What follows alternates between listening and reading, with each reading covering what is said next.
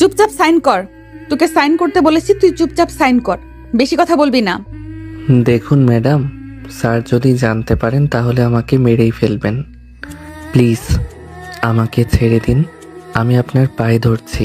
তুই যদি সাইন না করিস তাহলে তোকে আমি এখন মেরেই ফেলবো। এটা তুই কেন বুঝতে পারছিস না?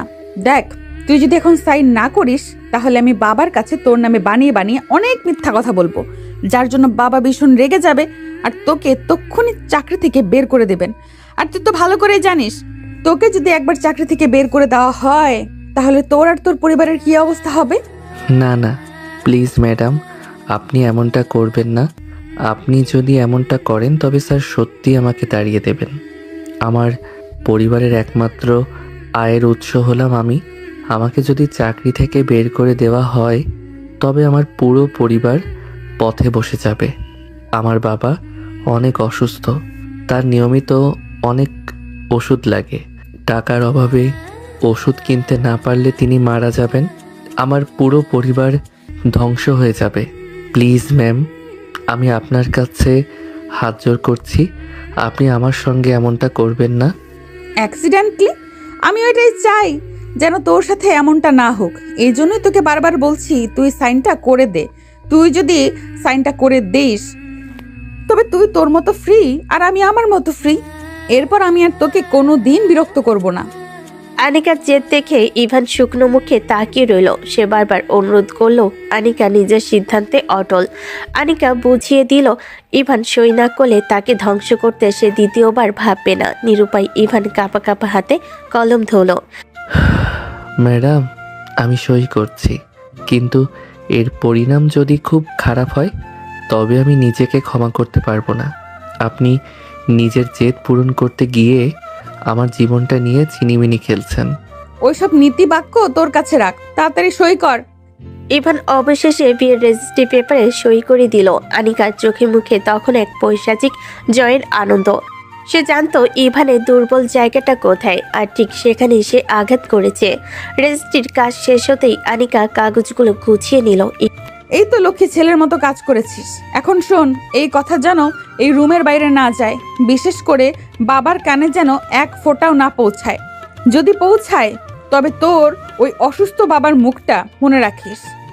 আমি কাউকে কিছু বলবো না ম্যাম, কিন্তু লুকানো কি সব সময় সম্ভব? স্যার যদি কোনোভাবে সন্দেহ করেন? সেটা আমি বুঝবো। তোকে যা বলা হয়েছে শুধু ততটুকুই করবি। এখন গাড়ি বের কর, আমাকে বাড়ি নিয়ে চল। ইভান ভয়ে কাঁপতে কাঁপতে গাড়ি চালাতে শুরু করলো। তার মনে বারবার একটা কথাই ঘুরপাক খাচ্ছিল, যদি আনিকার বাবা অর্থাৎ তার মালিক এই খবর জানতে পারে তবে তার আর রক্ষে নেই। অন্যদিকে আনিকা বাড়িতে পৌঁছে সম্পূর্ণ স্বাভাবিক আচরণ করতে লাগলো। তার চেহারায় বিন্দুমাত্র অপরাধ বোধ বা ভয়ের ছাপ নেই। সে যেন এক নিপুণ অভিনেত্রী। মা আনিকা, ফিরতে দেরি হলো যে বড়। ইভান কি কোনো ঝামেলা করেছে? না বাবা, ইভান তো খুব ভালো ছেলে। আসলে বান্ধবীর সাথে একটু আড্ডা দিচ্ছিলাম তো তাই দেরি হলো। ইভান তো বেচারা বাইরে গাড়িতেই বসেছিল। কতটা সহজে মিথ্যা বলছেন ম্যাম, অথচ আমার বুকের ভেতরটা ভয়ে ফেটে যাচ্ছে। আনিকা ড্রয়িং রুমে বসে সোফায় হেলান দিয়ে বাবার সাথে গল্প করতে লাগলো, যেন কিছুক্ষণ আগে সে কোনো বিশাল অঘটন ঘটায়নি। ইভান দরজার আড়ালে দাঁড়িয়ে নিজের ভাগ্যকে দোষ দিতে লাগলো। শুরু হলো এক অসম সম্পর্কের জটিল অধ্যায়, যার পরিণতি ইভানের জানা নেই। গাড়ি যখন বাড়ির সদর দরজায় এসে থামলো, ইভানের বুক দুরু দুরু কাঁপছিল। পকেটে রাখা সে রেজিস্ট্রি কাগজের কথা মনে পড়তে তার কপালে ঘাম জমে যাচ্ছিল। অন্যদিকে আনিকা একদম শান্ত ও স্বাভাবিক, যেন কিছুই হয়নি। তোমাদের আসতে আজকে এত লেট হলো কেন?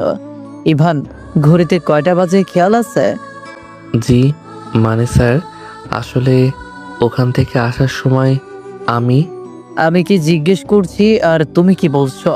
ইভান, তোমাকে দায়িত্ব দিয়েছি আমার মেয়ের নিরাপত্তার জন্য, দেরি করে বাড়ি ফেরার জন্য নয়। ঠিক কি হয়েছিল যে ফিরতে এত দেরি হলো? সত্যি করে বলো। ইভান থরথর করে কাঁপতে লাগলো। আহমেদ চৌধুরী তীক্ষ্ণ দৃষ্টির সামনে দাঁড়িয়ে সে বুঝতে পারছিল না কি বলবে। তার অবস্থা দেখে মনে হচ্ছিল সে এখনই সত্যি সব বলে দিবে। আহা বাবা, তুমি শুধু শুধু ওকে বকছো কেন? ইভানের কোনো দোষ নেই। আসলে আজকে আমার একটা এক্সট্রা ক্লাস ছিল, যেটা আগে থেকে জানানো হয়নি, তাই ক্লাস শেষ করতে দেরি হয়ে গিয়েছে। Extra class? কিন্তু আমাকে তো আগে জানাওনি মা। আর ইভানও তো কিছু বললো না। বাবা, বেচারা বলবে কি, ও তো ক্লাসের বাইরেই দাঁড়িয়েছিল। আমি ওকে বলেছি চুপচাপ ডিউটি করতে, আর ফোন তো সাইলেন্ট ছিল, তাই তোমাকে জানাতে পারিনি।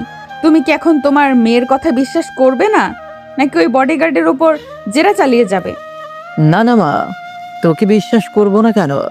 আসলে আজকালকার দিনকাল ভালো না তো, তাই একটু টেনশন হচ্ছিল। ঠিক আছে ইভান, তুমিও ঘাবড়েছিও না। ডিউটির ব্যাপারে আমি একটু করা, সেটা তো জানোই। যা হওয়ার হয়েছে। এখন তোমরা দুজনেই যাও, ফ্রেশ হয়ে নাও, আমরা একসাথে লাঞ্চ করব। আনিকা তুইও পড়ে যা, আর ইভান তুমিও ফ্রেশ হয়ে ডাইনিং টেবিলে এসো। স্যার, আমি আমার ঘরে গিয়ে খেয়ে নেব, আপনাদের সাথে ডাইনিং টেবিলে। তোমাকে বলেছি না, তুমি এবারের শুধু বডিগার্ড নও, আমার ছেলের মতো। তোমার বাবা আমার পুরনো কর্মচারী ছিলেন, সেই খাতিরেই তোমাকে এই বাড়িতে থাকতে দিয়েছি। যাও, কথা না বাড়িয়ে ফ্রেশ হয়ে এসো। আহমেদ চৌধুরীর আদেশে ইভান মাথা নিচু করে নিজের ঘরের দিকে চলে গেল। ইভান এ বাড়িতেই থাকে, তাই তার পালানোর কোনো পথ নেই। আনিকা সিঁড়িতে উপরে ওঠার সময় আর চোখে ইভানের দিকে তাকিয়ে একটা বিজয়ের হাসি দিল।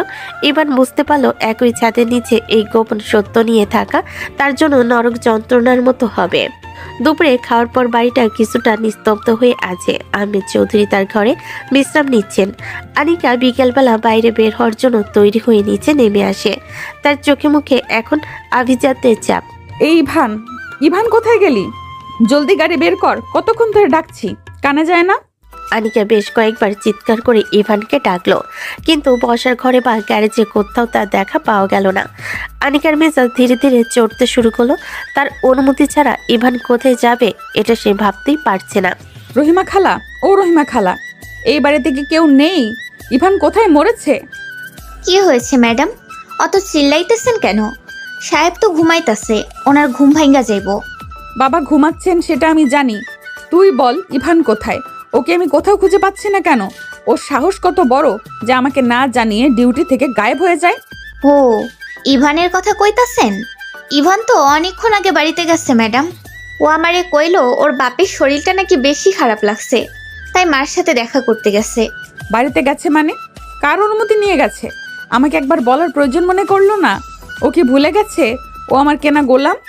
না মানে ম্যাডাম, আর সাওয়ালটার মনটা খুব খারাপ আসছিল, তাই ভাবলাম আহা, ঘরের পোলা ঘরে গেছে, এতে আর দোষ কি? দোষ কি মানে? ও আমার বডিগার্ড আর আমি ওর মালিক। ওর 14 গোষ্ঠীর কি হয়েছে সেটা দেখার বিষয় আমার না। ও আমাকে না বলে যাওয়ার সাহস পেল কোথা থেকে? আজ আসুক ও, ওর একদিন কি আমার একদিন। আনিকার আগে গজগজ করতে করতে সোফায় গিয়ে বসলো। সে ইভানকে নিজের কবজায় রাখার জন্য আজ বিয়ে পর্যন্ত করলো। সে ইভান তাকে অবজ্ঞা করে নিজের বাড়িতে চলে গেল। এই অপমান আনিকা কিছুতেই মেনে নিতে পারছে না। তার চোখে এখন আগুনের ফুলকি। সে মনে মনে ঠিক করলো ইভান ফিরে এলে তাকে এমন শাস্তি দেবে যা সে কোনোদিন কল্পনা করতে পারেনি। সারাদিনে ধকল শেষে ইভান যখন আহমেদ বাড়ির গেটে এসে পৌঁছালো তখন রাত বেশ গভীর। ইভানের সারা শরীর যন্ত্রণায় ম্যাচম্যাচ করছে। বিকেলে খবর এসেছিল তার বাবার শ্বাসকষ্ট বেড়েছে, তাই এক মুহূর্ত দেরি না করে সে বাড়িতে ছুটে গিয়েছিল। বাবাকে নিয়ে হাসপাতালে ছোটাছুটি, ওষুধ দোকানে লাইন দেওয়া, আর অসুস্থ বাবার পাশে বসে থেকে সে শারীরিক ও মানসিকভাবে ভীষণ ক্লান্ত। বাবা ইভান, আমাদের জন্য তোর অনেক কষ্ট হয়ে যাচ্ছে রে। সারাদিন ওই বড়লোকের বাড়িতে ডিউটি করিস, আবার এই শরীর নিয়ে আমাদের জন্য এত দৌড়ঝাঁপ করলি। তুই না থাকলে যে আমাদের কি হতো। মা, তুমি শুধু শুধু এসব নিয়ে চিন্তা করো না তো। বাবা এখন সুস্থ আছেন, এটাই বড় কথা। আমি থাকতে তোমাদের কোনো কষ্ট হতে দেব না। তুমি এখন যাও, বাবার পাশে গিয়ে বসো, আমি আসছি। ইভান তার মায়ের মলিন মুখের দিকে তাকিয়ে এক চিলতে হাসলো। সেই হাসিতে কোনো ক্লান্তি ছিল না, ছিল কেবল পরিবারকে আগলে রাখার এক মুখ সাহস। মাকে শান্ত করে সে দ্রুত পায়ে আহমেদ চৌধুরী বাড়ির দিকে রওনা হলো। তার মনে এক অজানা আতঙ্ক কাজ করছিল, কারণ সে আনিকাকে না জানিয়ে চলে এসেছিল। যদিও রাতে আহমেদ চৌধুরী বাসায় তার থাকা বাধ্যতামূলক, কিন্তু বিকেলটা সে তার নিজের অজান্তেই হারিয়ে ফেলেছিল। ইভান চোরের মতো পা ফেলে নিজের ঘরে ঢুকলো। ঘরটা ঘুটঘুটে অন্ধকার। সে ভাবলো হয়তো বাড়ির সবাই ঘুমিয়ে পড়েছে। ইভান দেওয়ালের সুইচ বোর্ডের দিকে হাত বাড়াতে গিয়েও থেমে গেল। তার মনে হলো রুমের ভেতর কেউ একজন বসে আছে। অন্ধকারে সে আপচে একটা অবৈ বিছানার উপর বসে থাকতে দেখলো। ভয়ে ইভানের বুক ধরপড় করতে শুরু করলো। সে কাঁপা কাঁপা হাতে লাইটের সুইচটা টিপলো। ম্যাম, আপনি আপনি এখানে এই অন্ধকারে এভাবে বসে আছেন কেন? আমি তো ভয় পেয়ে গিয়েছিলাম। লাইট জ্বলতেই ইভান দেখতে পেল আনিকা তার বিছানার উপর পা ভাঁজ করে বসে আছে। আনিকার পরনে বাইরে যাওয়ার পোশাক, হাতে দামি পার্স। তার চোখ দুটো রাগে লাল হয়ে আছে আর জল শক্ত হয়ে আছে তীব্র আক্রোশে। আনিকার এমন রুদ্রমূর্তি দেখে ইভানের কথা আটকে গেল। তুই ফিরেছিস? আমি তো ভেবেছিলাম তুই হয়তো তোর ওই ভিখারি বাবার সেবা করতে করতে আমার কথা ভুলেই গেছিস। সরি ম্যাম, আসলে বাবার অবস্থা খুব খারাপ হয়ে গিয়েছিল।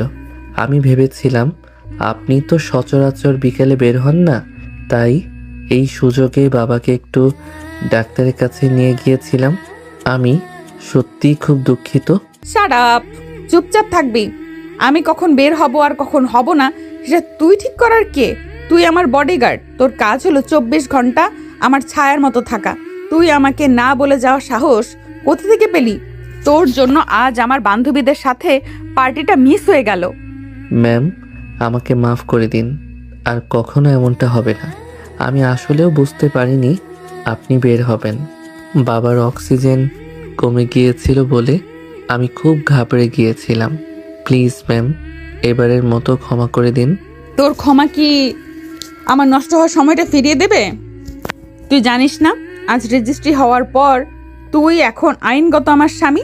একজন স্ত্রী হিসেবে তোর উপরে আমার অধিকার সবার আগে। সেখানে তুই অন্য কাউকে প্রাধান্য দিস কোন সাহসে? ইভান মাথা নিচু করে দাঁড়িয়ে রইল। তার চোখ দিয়ে প্রায় জল গড়িয়ে পড়ার উপক্রম। ক্লান্তিতে তার শরীর ভেঙে আসছে। তারপর আনিকার এই অমানসিক ব্যাপার তাকে ভেতর থেকে চুরমা করে দিচ্ছে। আনিকা সোফা থেকে উঠে ধীর পায়ে ইভানের দিকে এগিয়ে আসতে লাগলো। তার প্রতিটি কদম ইভানের মনে ত্রাস সৃষ্টি করছিল। আনিকা ইভানের একদম সামনে এসে দাঁড়ালো এবং ইভানের শার্টের কলারটা শক্ত করে ধরলো। তুই কি ভেবেছিস তোর এই কান্নাকাটি বা সরে বলা দেখে আমি গলে যাব? একদম না। তুই আমাকে অপমান করেছিস, আমাকে অপেক্ষা করিয়েছিস। এর শাস্তি তোকে পেতেই হবে। ম্যাম, আপনি প্লিজ শান্ত হন। আমি তো ফিরে এসেছি। এখন যদি আপনার কোথাও যেতে হয়, আমি এখনই গাড়ি বের করছি। আপনি যা বলবেন আমি তাই করব। এখন আর যাওয়ার সময় নেই, অনেক দেরি হয়ে গেছে। কিন্তু আমার রাগ তো মিটছেই না ইভান। তুই যখন আসলি তখন কি একবারও ভাবিসনি যে তোর ওই অবাধ্যতা তোর পরিবারের জন্য কতটা বিপদ ডেকে আনতে পারে? আনিকা ইভানের খুব কাছে চলে এলো। ইভান দেওয়ালে পিঠ ঠেকিয়ে দাঁড়িয়ে আছে আর আনিকা তার চোখে চোখ রেখে তীক্ষ্ণ দৃষ্টিতে তাকিয়ে আছে। ইভানের নিঃশ্বাস বন্ধ হয়ে যাবার উপক্রম হলো। আনিকার গায়ের উগ্র পারফিউমের গন্ধ আর তার রাগের চাহনি মিলে এক শ্বাসরুদ্ধকর পরিবেশ তৈরি হলো। ইভান বুঝলো আজকের রাতটা তার জন্য মোটেও সহজ হবে না। ঘরের নিস্তব্ধতায় ইভানের হৃৎপিণ্ডের ধকধক শব্দ পরিষ্কার শোনা যাচ্ছিল।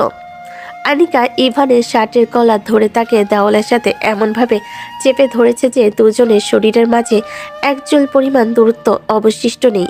রাগে ফোঁস করতে করতে থাকা আনিকা হঠাৎ করে শান্ত হয়ে গেল। ইভানের পরিশ্রান্ত চোখ আর তার এই ফর্সা মুখে বিন্দু বিন্দু জমে থাকা ঘামের দিকে তাকিয়ে আনিকার ভেতরে কি যেন একটা ঘটে গেল। সে এক অদ্ভুত ঘোরের মধ্যে তলিয়ে যেতে শুরু করলো। ম্যাডাম, আপনি এভাবে তাকিয়ে আছেন কেন? আমি তো বললাম আমি সরি। আমাকে যেতে দিন প্লিজ। তুই জানিস তুই যখন ভয় পাস তখন দেখতে কতটা মায়াবী লাগে। এই যে তোর চোখের মণিগুলো কাঁপছে, এগুলো দেখতে আমার বেশ লাগছে। ম্যাডাম, আপনি কি সুস্থ আছেন? এসব কি বলছেন আপনি? আনিকা কোনো উত্তর দিল না। তার দৃষ্টি এখন আটকে গেছে ইভানের ঠোঁটের ওপর। ইভানের পাতলা আর হালকা গোলাপি রঙের ঠোঁট দুটো ভয়ে কাঁপছিল। আনিকা যেন নিজের উপর নিয়ন্ত্রণ হারিয়ে ফেল। সে ধীর গতিতে তার মুখটা ইভানের মুখের কাছে নিয়ে এলো। ইভান বুঝতে পারল কিছু একটা ঘটতে চলেছে। সে ঘাড় ঘুরিয়ে নিজেকে বাঁচানোর চেষ্টা করলো, কিন্তু পারল না। আনিকা ইভানের চিবুক ধরে নিজের দিকে ফেরালো এবং সরাসরি ইভানের ঠোঁটে নিজের ঠোঁট ডুবিয়ে দিল। এই আশঙ্কিক ছোঁয়ায় ইভান যেন বিদ্যুৎ স্পৃষ্ট হলো। সে দুহাত দিয়ে আনিকাকে সরিয়ে দেওয়ার চেষ্টা করলো, কিন্তু আনিকা তাকে আরো শক্ত করে জাপটে ধরলো। এক গভীর আর দীর্ঘ চুম্বনে আনিকা তার সারাদিনের সব রাগ আর অভিমান যেন ধুয়ে মুছে ফেলল। ইভান একসময় নিস্তেজ হয়ে গেল, তার প্রতিরোধের শক্তি ফুরিয়ে এলো। ঘরের বাতাস ভারী হয়ে উঠল দুজনে এলোমেলো নিঃশ্বাসের শব্দে। দীর্ঘ সময় পর আনিকা যখন নিজেকে সরিয়ে নিল, তখন দুজনের অবস্থা শোচনীয়। ম্যাডাম, আপনি এটা কি করলেন? আপনি কি একবারও ভাবলেন না এখন যদি কেউ দরজা খুলে ভেতরে চলে আসতো, কেউ যদি দেখে ফেলতো, তবে আমরা কারোর কাছে মুখ দেখাতে পারতাম না? অনেক হয়েছে ইভান, একদম নীতি কথা শোনাবি না আমাকে। এই বাড়িতে কার এত বড় সাহস যে আমার ঘরে না বলে ঢুকবে? আর কেউ দেখলেই বাকি। আপনি কি ভুলে যাচ্ছেন আমি আপনার বেতনভুক্ত একজন সামান্য বডিগার্ড মাত্র? আপনার বাবা জানলে আমাকে জ্যান্ত কবর দেবে। তুই মনে হয় বেশি ভুলে যাচ্ছিস। আজ দুপুরে আমরা বিয়ে করেছি, তুই এখন আমার আইনগত স্বামী। আমার নিজের ঘরে আমার নিজের বরের সাথে আমি যা খুশি তাই করব। এখানে কার বলার কি আছে? আপনি তো এই বিয়েটা জোর করে করিয়েছেন। আপনি তো আমাকে ঘৃণা করেন বলে জানতাম। তাহলে এখন এসব নাটক করার মানে কি? ঘৃণা করি বলেই তো তোকে এভাবে কষ্ট দিচ্ছি। তুই আমার মর্জির বাইরে এক পাও ফেলতে পারবি না। আমি তোকে আদর করব নাকি চাবুক মারবো সেটা দেখার দায়িত্ব তোর না। আমি যা চাইবো তোকে তাই সইতে হবে। আজ তুই আমাকে না বলেই বাড়ি গিয়েছিলি, এর শাস্তি এটা।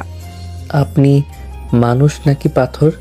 এক মুহূর্ত আগে আপনি আমার সাথে অমন আচরণ করলেন, আর এখন আবার এত খারাপভাবে কথা বলছেন। আমি আসলেও আপনাকে চিনতে ভুল করেছি। তোকে চেনার সুযোগ আমি দেবও না। এখন আমার সামনে থেকে বিদায় হ, নিজের ঘরে যা। আর মনে রাখিস, কাল থেকে যেন 1 মিনিটও দেরি না হয়। আর শোন, আজ যা হলো সেটা নিয়ে যদি একটা শব্দ করিস, তবে তোর বাবার ওষুধের টাকা আমি বন্ধ করে দেব। ইভান মাথা নিচু করে ঘর থেকে বেরিয়ে গেল। তার ঠোঁটে এখনো আনিকার লিপস্টিকের দাগ আর সেই উষ্ণ ছোঁয়া লেগে আছে। সে বুঝতে পারল না সে কি কোনো স্বপ্ন দেখলো নাকি এক ভয়ঙ্কর বাস্তব তার সামনে দাঁড়িয়ে। আনিকার এই রূপ তাকে যেন মুগ্ধ করেছে, তেমনি আতঙ্কে তার বুক কাঁপিয়ে দিয়েছে। আনিকা দরজার দিকে তাকিয়ে বাঁকা হাসলো। তার শিকার এখন পুরোপুরি তার নেশায় বন্দি। ঘরের ভেতর ইভান একদম বোবা হয়ে দাঁড়িয়ে রইল। আনিকা তাকে ছেড়ে দিয়ে কিছুটা দূরে গিয়ে দাঁড়ালো। তার চোখে মুখে এখন রাগের বদলে এক ধরনের দুষ্টুমি খেলা করছে। সে নিজের ওনাটা ঠিক করে ইভানের লাল হয়ে যাওয়া মুখের দিকে তাকিয়ে শব্দ করে হাসলো। কিরে, অত শক্ত হওয়ার কি আছে? মাত্র তো শুরু। তুই তো দেখছি একদম কাঁচা ছেলে। বিয়ের পর বউ আদর করলে কি লোকে এমন ভয় পায়?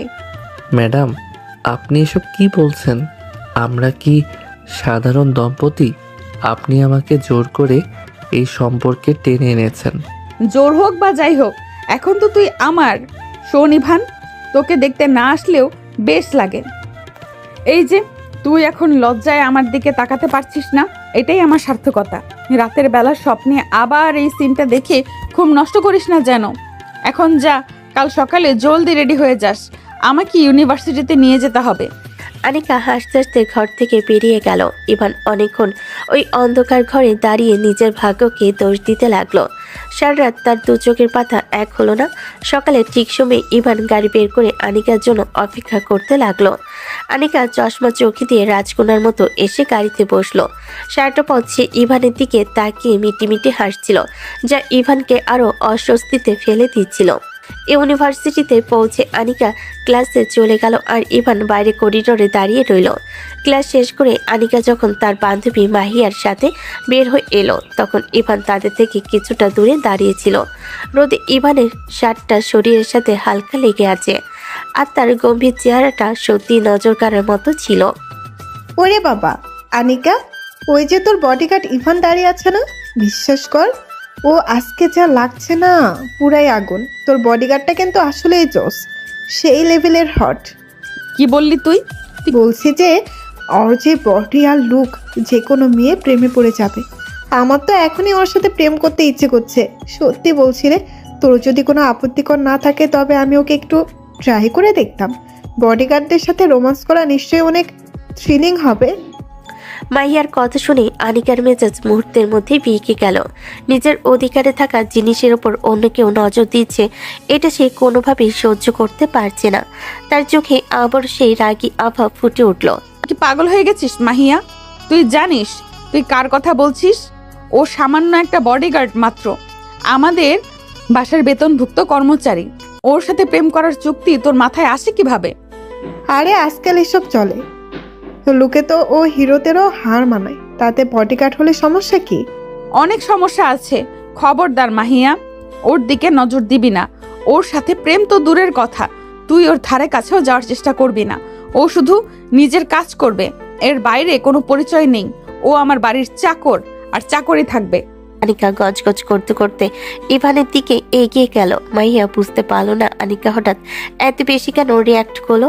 ইভানের কাছে গিয়ে আনিকা তাকে ধমক দিয়ে গাড়ির চাবি চাইলো এবং নিজে ড্রাইভ করার কথা বলে ইভানকে পিছনের সিটে বসতে হুকুম দিল। ইভান বুঝতে পারলো না মাহিয়ার সাথে কথা বলার পর আনিকা কেন আবার খেপে গেল। মাহিয়ার কথা শুনেই আনিকার ভেতরে ঈর্ষাই জ্বলে উঠল। সে গজগজ করতে করতে ইভানের সামনে গিয়ে দাঁড়ালো। ইভান তখন গেটের সামনে শান্ত হয়ে দাঁড়িয়েছিল। আনিকাকে এভাবে রেগে এগিয়ে আসতে দেখে সে কিছুটা ঘাবড়ে গেল। এই যে নবাবজাদা, তোর সমস্যা কি বলতো? তুই কেন সবসময় এভাবে সেজে গোজে ফিটফাট হয়ে থাকিস? কিসের জন্য এত ঢং তোর? ম্যাডাম, মানে আমি আবার কখন সাজলাম? আমি তো সব সময় যেমন থাকি তেমনই আছি। কোনো সমস্যা হয়েছে? সমস্যা হবে না মানে? ইউনিভার্সিটিতে সব মেয়েরা তোর দিকে নজর দিচ্ছে। তুই কি এখানে চাকরি করতে আসিস নাকি মেয়েদের মন জয় করতে আসিস? একদম সাধারণ হয়ে থাকতে পারিস না? সব সময় এমন ফিটফাট হয়ে হিরো সেজে থাকার দরকার কি তোর? ইভান আনিকার এমন অদ্ভুত কথা শুনে একদম আকাশ থেকে পড়ল। সে নিজের সানগ্লাসটা চোখ থেকে খুলে পকেটে রাখলো এবং অবাক হয়ে আনিকার দিকে তাকিয়ে রইল। আনিকার চোখে মুখে তখন অন্যরকম এক অস্থিরতা। ম্যাডাম, আপনি কি ঠিক আছেন? আমি তো শুধু আমার ইউনিফর্ম আর এই সানগ্লাসটা পরেছি যাতে রোদে চোখ ঠিক থাকে। আপনি হঠাৎ এসব কথা কেন বলছেন আমি বুঝতে পারছি না। আমার সাজগোজ নিয়ে তো আপনার আগে কোনো সমস্যা ছিল না। এখন সমস্যা হচ্ছে। তুই বেশি কথা বলবি না, যা বলছি তা কানে নিবি। এখন আয় আমার সাথে, আমি ক্যান্টিনে যাব। একদম আমার পেছনে পেছনে থাকবি।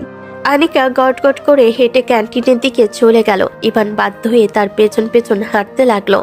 ক্যান্টিনে গিয়ে আনিকা একটা টেবিল দখল করে বসলো এবং দামি কিছু খাবার অর্ডার দিল। ইভান সবসময় যেমন করে আজও তেমনি আনিকার চেয়ারের পাশে হাত জোড় করে গম্ভীর মুখে দাঁড়িয়ে রইল। এই যে মূর্তির মতো দাঁড়িয়ে আছিস কেন? বস এখানে। না ম্যাডাম, আমি ঠিক আছি। আমি দাঁড়িয়েই থাকি, আপনি আরাম করে খান। তোকে কি আমি জিজ্ঞেস করেছি তুই ঠিক আছিস কিনা? তোকে বসতে বলেছি, চুপচাপ এই চেয়ারে বস। এভাবে খাম্বার মতো দাঁড়িয়ে না থেকে বসতে পারিস না? লোকে দেখলে কি ভাববে?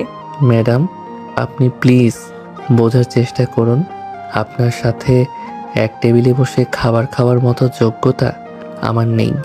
আমি আপনার বডিগার্ড, আর আপনি এই কলেজের সব থেকে ধনী ঘরের মেয়ে।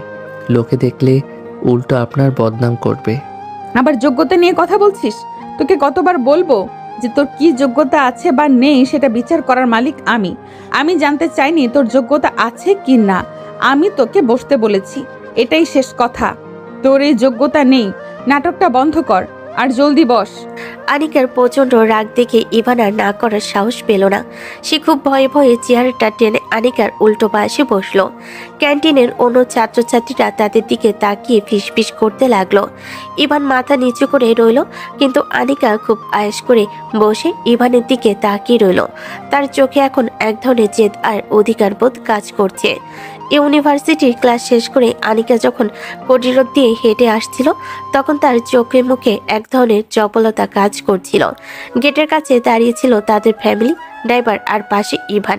সাধারণত ড্রাইভার গাড়ি চালায় আর ইভান সামনের সিটে বসে পাহারা দেয়, কিন্তু আজ আনিকার পরিকল্পনা একদম আলাদা। সে ধীর পায়ে গাড়ির কাছে এসে দাঁড়ায়। ড্রাইভার কাকা, আপনি আজকে কাজ শেষ করে ছুটি নিয়ে নিতে পারেন। আপনি এই টাকাটা রাখুন, বাইরে থেকে ভালো কিছু নাস্তা করে তারপর বাড়ি চলে যান। আজকে গাড়ি ইভান চালাবে। কিন্তু ম্যাডাম, সাহেব তো আমাকে বলে দিয়েছেন আপনাকে সাবধানে বাড়ি পৌঁছে দিতে। ইভান তো বডিগার্ড, ও গাড়ি চালালে যদি কোনো সমস্যা হয়। আমি বলছি তো কোনো সমস্যা হবে না, আপনি এখন আসতে পারেন। ড্রাইভার কাজ উঁচু মুখে টাকাটা নিয়ে চলে গেল। ইভান একদম অবাক হয়ে আনিকার দিকে তাকিয়ে রইল। সে বুঝতে পারছিল না আনিকা হঠাৎ করে ড্রাইভারকে কেন ছুটি দিয়ে দিল। আনিকা কোনো কথা না বলে নিজে গিয়ে ড্রাইভিং সিটের পাশের সামনের সিটটাতে ধপাস করে বসলো। কি রে, এভাবে হা করে তাকিয়ে আছিস কেন? জলদি ড্রাইভিং সিটে বস, আমাকে বাড়ি নিয়ে চল। ম্যাডাম, আপনি কি একবারও ভেবে দেখেছেন আপনি কি করছেন? লোকজন দেখলে কি বলবে? আপনার ফ্যামিলি ড্রাইভার থাকতে আমি গাড়ি চালাচ্ছি আর আপনি আমার পাশে বসে আছেন। এটা কেউ দেখলে আহমেদ চৌধুরী স্যারকে গিয়ে লাগিয়ে দেবে।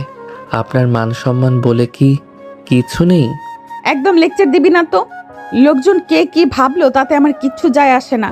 তোকে যা বলেছি তাই কর, গাড়ি স্টার্ট দে বলছি। ইভান বাধ্য হয়ে ড্রাইভিং সিটে বসলো। সে গাড়ি স্টার্ট দিয়ে ধীরে ধীরে ইউনিভার্সিটি থেকে বের হয়ে এলো। রাস্তা এখন বেশ ফাঁকা। ইভান খুব মনোযোগ দিয়ে সামনের দিকে তাকিয়ে গাড়ি চালাচ্ছে, কিন্তু তার অস্বস্তি কাটছে না, কারণ সে অনুভব করতে পারছে আনিকা এক দৃষ্টিতে তার দিকে তাকিয়ে আছে। আনিকা সিটে একটু আরাম করে হেলান দিয়ে বসে ইভানের হাতের মুভমেন্ট আর তার গাল লক্ষ্য করছে। ম্যাডাম, আপনার মনে কি চলছে বলবেন তো? আপনি এভাবে হা করে আমার দিকে কেন তাকিয়ে আছেন? আমি কিন্তু গাড়ি চালাতে গিয়ে নার্ভাস হয়ে যাচ্ছি। কিছু একটা হলে দায় কিন্তু আপনার। আমার যা মনে চলছে সেটা যদি তোকে বলি তবে তুই তো হার্ট অ্যাটাক করবি। তোর ওই গম্ভীর হয়ে গাড়ি চালানোটা দেখলে আমার খুব ভালো লাগে রে ইভান। তুই কি ভাবিস এই গেটআপে তোকে জাস্ট ফাটাফাটি লাগছে? ইভান স্তব্ধ হয়ে গেল। সে কোনো উত্তর না দিয়ে সামনে তাকিয়ে থাকার চেষ্টা করলো, কিন্তু আনিকা আজ তাকে শান্তিতে থাকতে দেবে না বলে ঠিক করেছে। সে হঠাৎ করে ইভানের খুব কাছ ঘেঁষে এলো। ইভান তখন স্টিয়ারিং এর হুইল ধরে আছে। আনিকা নিজের হাতটা বাড়িয়ে দিল, ইভানের চুলে বিলি কেটে দিতে শুরু করলো। ম্যাডাম প্লিজ হাত সরান, আমি গাড়ি চালাচ্ছি, ব্যালেন্স নষ্ট হয়ে যাবে, অ্যাক্সিডেন্ট হবে তো। অ্যাক্সিডেন্ট হলে হবে, তোর সাথে মরতে আমার আপত্তি নেই। আনিকা এবার আরো সাহসী হয়ে উঠল। সে দুষ্টামি ভরা চোখে ইভানের কানের কাছে মুখ নিয়ে এলো। ইভান থরথর করে কাঁপতে শুরু করেছে। আনিকা তার নরম হাতটা ইভানের কাঁধের উপর রাখলো এবং ধীরে ধীরে ইভানের কানের লতিতে আলতো করে কামড় দিল। এটা ছিল ইভানের জন্য এক ধরনের রোমান্টিক অত্যাচার। সে বুঝতে পারছিল না ব্রেক চাপবে নাকি স্পিড বাড়াবে। আপনি কিন্তু সীমা ছাড়িয়ে যাচ্ছেন। বাড়িতে গেলে আমি স্যারকে সব বলে দেব। আমি আর আপনার সাথে থাকতে পারছি না। আপনি মানুষ নাকি ডাইনি? ডাইনি হলে তো অনেক আগেই তোকে গিলে খেয়ে ফেলতাম। এখন শুধু একটু আদর করছি। তোর এই ঘামানো মুখটা দেখতে যে কি কিউট লাগে। আনিকা এখানেই থামলো না। সে ইভানের হাতের উপর নিজের হাত রেখে ইভানকে স্টিয়ারিং ঘোরাতে সাহায্য করার ভান করতে লাগলো। তার গায়ের পারফিউমের কড়া সুবাসে ইভানের মাথা ঝিমঝিম করতে শুরু করলো। আনিকা ইভানের গালে নিজের নাক ঘষলো এবং খুব নিজের স্বরে তার সাথে প্রেমের খুনসুটি করতে লাগলো। ইভানের মনে হচ্ছিল সে কোনো উত্তাল সমুদ্রের মাঝে আটকে পড়েছে। ম্যাম দয়া করে থামুন, সামনে পুলিশ চেকপোস্ট আছে। এভাবে দেখলে আমাদের জেল হয়ে যাবে। হোক না জেল, তোর সাথে এক সেলে থাকতে পারলে আমার কোনো দুঃখ নেই। তুই যত ভয় পাচ্ছিস আমি তোকে তত বেশি জ্বালাবো। তুই শুধু আমার, এটা তোকে আজ হাড়ে হাড়ে হাড়ে মজ্জায় বুঝিয়ে দেবো। গাড়ি চলতে থাকলো তার আপন গতিতে। রাস্তার পাশের গাছপালাগুলো দ্রুত পেছনে চলে যাচ্ছিল। ইভানের মন আর মস্তিষ্কের মধ্যে তখন এক যুদ্ধ চলছিল। সে একদিকে আনিকার এই পাগল করা ভালোবাসা অনুভব করছিল, আবার অন্যদিকে সামাজিক মর্যাদার ভয় তাকে কুকড়ে দিচ্ছিল। আনিকা সারাক্ষণ ইভানের আশেপাশে আঙ্গুল বুলিয়ে তাকে পাগল করে দিচ্ছিল। এই দীর্ঘ পথে ইভান বারবার নিজেকে সামলানোর চেষ্টা করলো। আনিকার রোমান্টিক অত্যাচারের সামনে সে বারবার হার মেনে যাচ্ছিল। তার মনে হলো এই পথ যেন আর কোনোদিন শেষ না হয়। রাতের আকাশ আজ একদম নিঝুম। আহমেদ চৌধুরী এবং বাড়ির অন্য সবাই গভীর ঘুমে আচ্ছন্ন। ইভান তার ছোট্ট ঘরটাতে শুতে যাওয়ার প্রস্তুতি নিচ্ছিল। সারাদিনের ধকল শেষে তার শরীর আর চলছিল না। ঠিক তখনই তার দরজায় খুব হালকা করে টোকা পড়ার শব্দ হলো। ইভান অবাক হয়ে ভাবল, এত রাতে আবার কে এলো? কে? এত রাতে দরজায় কে নক করছে? ইভান কিছুটা ভয় আর কিছুটা সাহস নিয়ে দরজার দিকে এগিয়ে গেল। সে ভাবলো হয়তো জরুরি কোনো কাজ পড়েছে, কিন্তু দরজার লকটা খুলতে না খুলতেই বাইরে কেউ একজন সজোরে ধাক্কা দিল। ইভান নিজেকে সামলাতে না পেরে কয়েক কদম পিছিয়ে গেল আর সেই মানুষটি ভেতরে ঢুকে দ্রুত দরজা আটকে দিল। ইভান সামনে তাকিয়ে দেখলো আনিকা দাঁড়িয়ে আছে। ম্যাম, আপনি এখানে? আপনি এই মাঝরাতে আমার রুমে কেন এসেছেন? দয়া করে চলে যান। কেন যাব? তোর ঘরে আসতে কি আমার পারমিশন লাগবে? ম্যাডাম, আপনি কি একবারও ভাবছেন না আপনি কি করছেন? এখন যদি আপনার বাবা বা অন্য কেউ দেখে ফেলে তবে রক্ষে থাকবে না। আহমেদ চৌধুরী স্যার যদি জানতে পারেন আমি আপনার সাথে এই ঘরে আছি তবে তিনি আমাকে মেরেই ফেলবেন। প্লিজ ম্যাম, আমার উপর দয়া করুন। আপনি নিজের ঘরে ফিরে যান। চুপ কর একদম। আর একটা কথাও যদি বাড়ির লোকের ভয় দেখাস তবে তোকে আমি মেরে ফেলবো। আপনি কেন বুঝতে চাইছেন না? আমি একজন সামান্য বডিগার্ড মাত্র। আমাদের মাঝখানে অনেক ব্যবধান। আপনি এভাবে ঝুঁকি নিলে আমার জীবনটা ধ্বংস হয়ে যাবে। তোর জীবন ধ্বংস হবে কি না, কি গড়ে উঠবে সেটা আমি ঠিক করব। তুই কি ভেবেছিস তুই আমার থেকে এইভাবে মুক্তি পাবি? তুই এখন আমার আইনগত বর, আর একজন বউ তার বরের ঘরে আসবে, এতে কার কি বলার আছে? ম্যাম, আপনি প্লিজ পাগলামি করবেন না। আপনি জানেন আমাদের এই বিয়ের কোনো ভিত্তি নেই। আপনি শুধু আমাকে বিপদে ফেলার জন্য এইসব করছেন। তুই যদি আর একবারও আমাকে বাইরে যেতে বলিস তবে আমি এক্ষুনি গলা ফাটিয়ে চিৎকার শুরু করব। আমি বলবো যে তুই আমাকে তোর ঘরে জোর করে ধরে এনেছিস। তখন দেখবি বাবা এসে তোকে জ্যান্ত কবর দেয় কিনা। ম্যাম, আপনি এত নিষ্ঠুর কিভাবে হতে পারেন? আপনি তো জানেন আমি এমন কিছুই করিনি। দয়া করে আমার সাথে এমন অন্যায় করবেন না। অন্যায় কি নেয় সেটা কাল দেখা যাবে। এখন চুপচাপ দাঁড়িয়ে থাক। তুই যত ভয় পাচ্ছিস আমার তত বেশি মজা লাগছে। তোর কপালে ঘাম জমছে, তোর কপালে ঘাম জমছে দেখ। তুই কি আমাকে এতই ভয় পাস?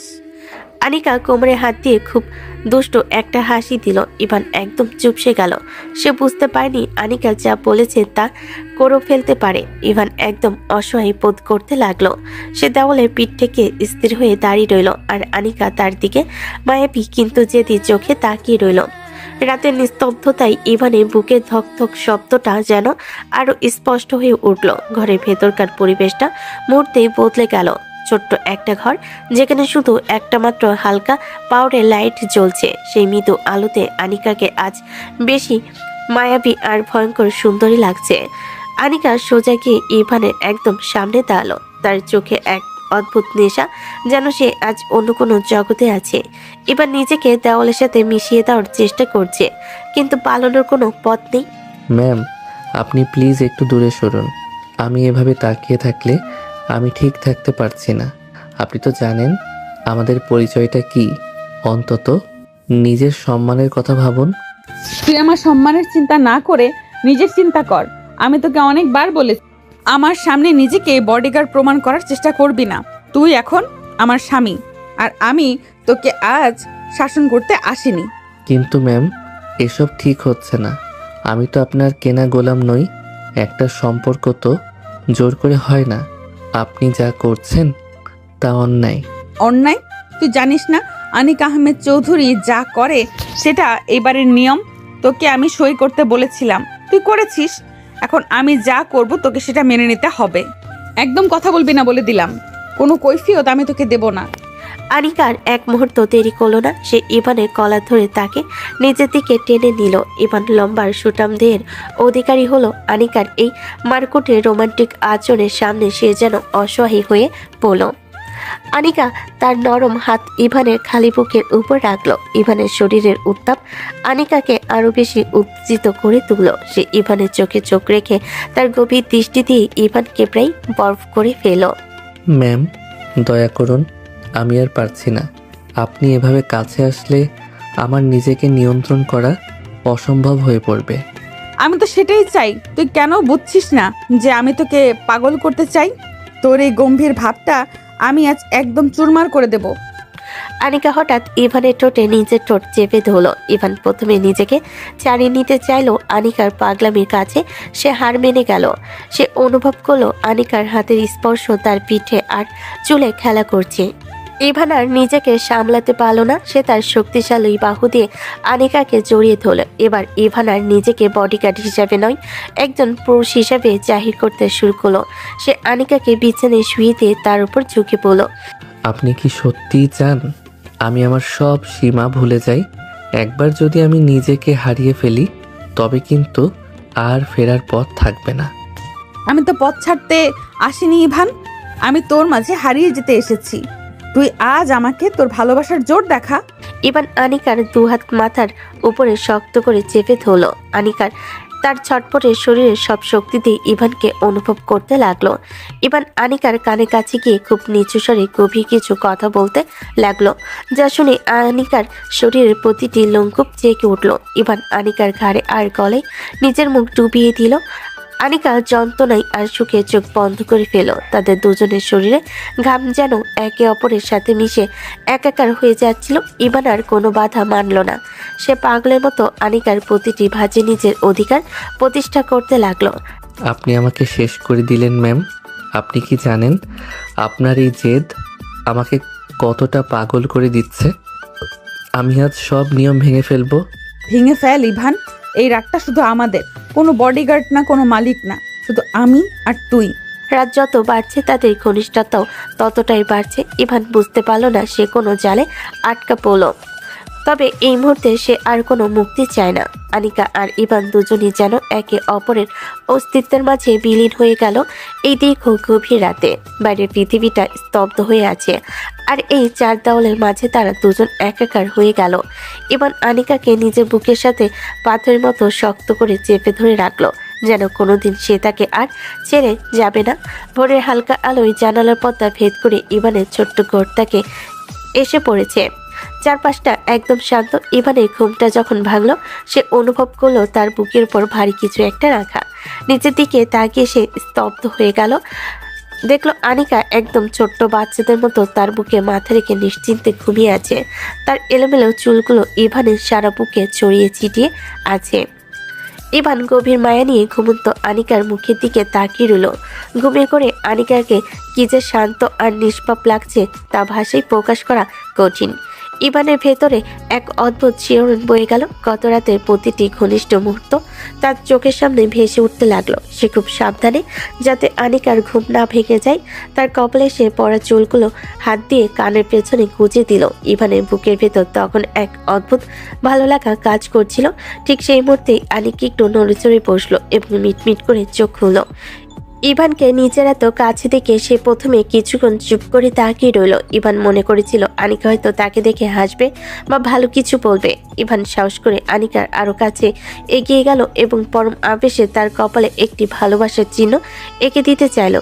কিন্তু ঠিক তখনই ঘটল এক অনাকাঙ্ক্ষিত ঘটনা। আনিকা প্রচন্ড জোরে ইভানকে ধাক্কা দিয়ে সরিয়ে দিল। এই কি করছিস তুই? নিজের লিমিট ক্রস করিস না ইভান। ম্যাম, আপনি সব কি বলছেন? কাল রাতে তো সব স্বাভাবিক ছিল। আমরা তো স্বামী স্ত্রী ম্যাম। আমি তো শুধু আপনাকে ভালোবেসে একটু কাছে আসতে চেয়েছিলাম। স্বামী স্ত্রী? তোর সাথে আমার কিসের স্বামী স্ত্রীর সম্পর্ক?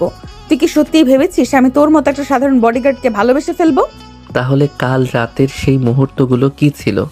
আপনি তো নিজ থেকে আমার কাছে এসেছিলেন। আপনি তো বলেছিলেন আমি আপনার স্বামী। তবে এখন কেন এমন আচরণ করছেন? শোন ইভান, তোকে আমি বিয়ে করেছি তার কারণ একটাই, যাতে তুই আমার হাত থেকে পালিয়ে যেতে না পারিস। তুই আমার সম্পত্তি, তোকে যখন যেভাবে খুশি আমি ব্যবহার করব। কাল রাতে আমার তোকে প্রয়োজন ছিল, আমার ইচ্ছে হয়েছিল, তাই তোকে ব্যবহার করেছি। তার মানে এই নয় যে তুই আমার সমান হয়ে গেছিস। তুই আমার কেনা গোলাম ছিলি আর সারা জীবন তাই থাকবি। আনিকার প্রতিটি কথায় ইভানের বুকে বিষাক্ত তীরের মতো পিচ্ছিল। সে বিশ্বাস করতে পারছিল না যে মেয়েটা কয়েক ঘন্টা আগে তার বুকে মাথা রেখে ভালোবাসার কথা বলছিল, সেই এখন এমন জঘন্য কথা বলছে। ইভানের চোখের কোণে জল জমে উঠল। সে নিজেকে খুব সস্তার অপমানিত বোধ করতে লাগলো। ব্যবহার করেছেন? আপনি আমাকে মানুষ বলে মনে করেন না?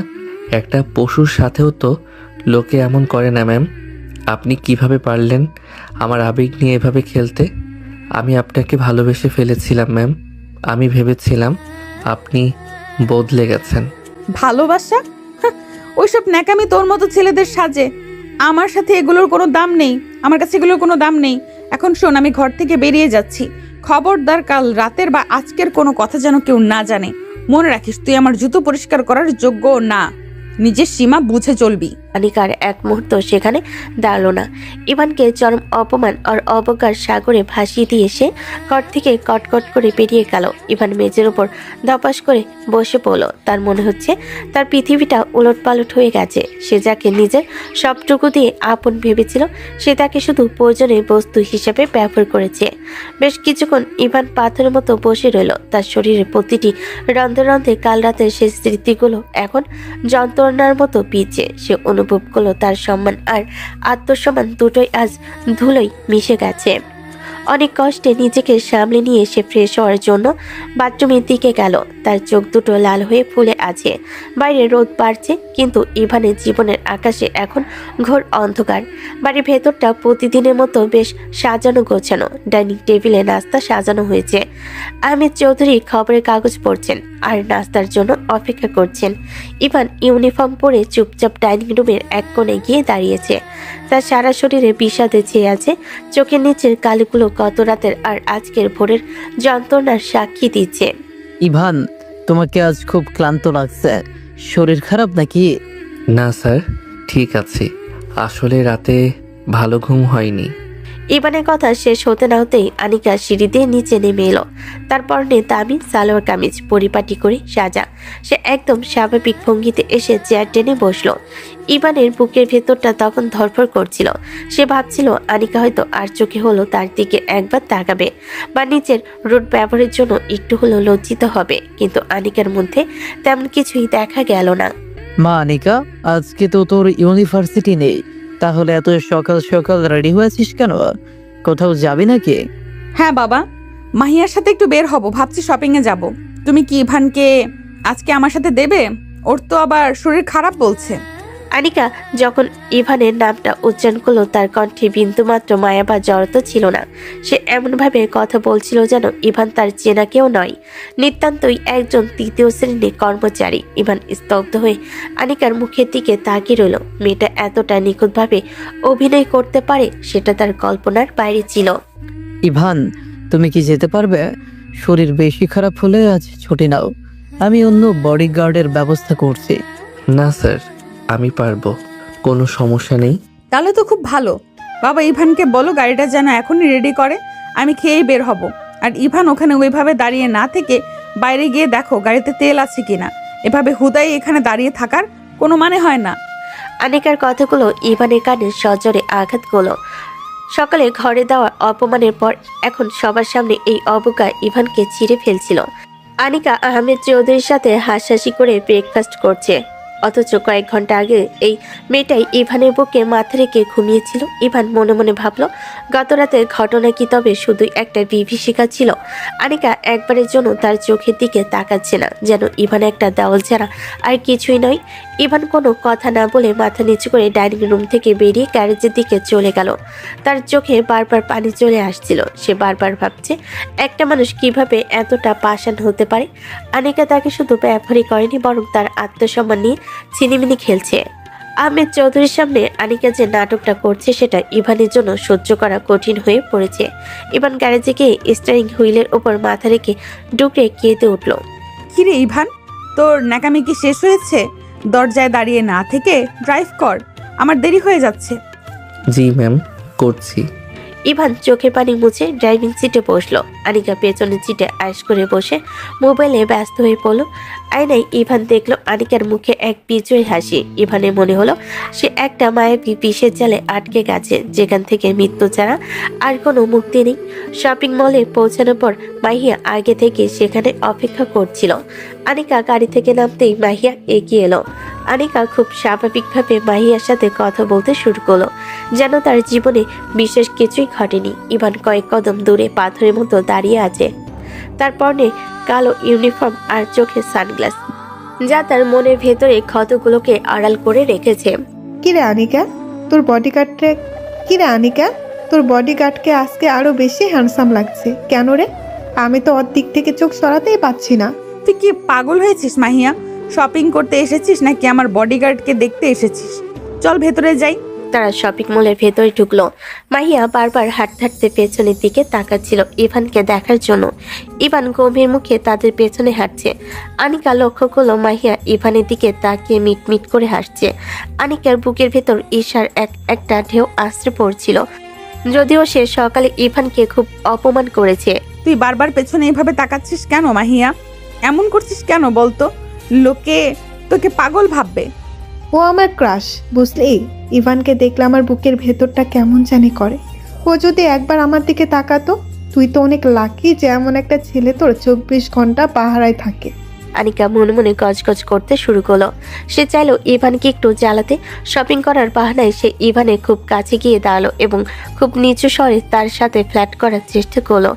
সে ইভানের কানের কাছে মুখ নিয়ে গিয়ে কিছু একটা বলল এবং দুষ্টু হাসি দিল, কিন্তু ইভান একদম নির্লিপ্ত। সে আনিকার দিকে তাকালো না, বরং তার চোখের দৃষ্টি সামনের দিকে স্থির করে রাখলো। ইভানের এই এড়িয়ে যাওয়া দেখে আনিকা মনে মনে ভীষণ রেগে গেল। শপিং শেষ করে তারা একটা পাশের দামি রেস্টুরেন্টে গিয়ে বসলো। আনিকা আর মাহিয়া মুখোমুখি বসলো আর ইভানকে টেবিলের পাশে দাঁড়িয়ে থাকতে বলল। মাহিয়া ইভানের অস্বস্তি বুঝতে পেরে নিজেই আগ বাড়িয়ে ইভানের সাথে কথা বলতে শুরু করলো। সে ইভানের ড্রেস আপ আর বডি ল্যাঙ্গুয়েজ নিয়ে বেশ প্রশংসা করলো এবং সরাসরি তার সাথে ফ্ল্যাট করতে শুরু করলো। আচ্ছা ইভান, তুমি কি সব মেয়েদের সাথে এমন গম্ভীর হয়ে কথা বলো, নাকি আমি তোমার কোনো ক্ষতি করেছি?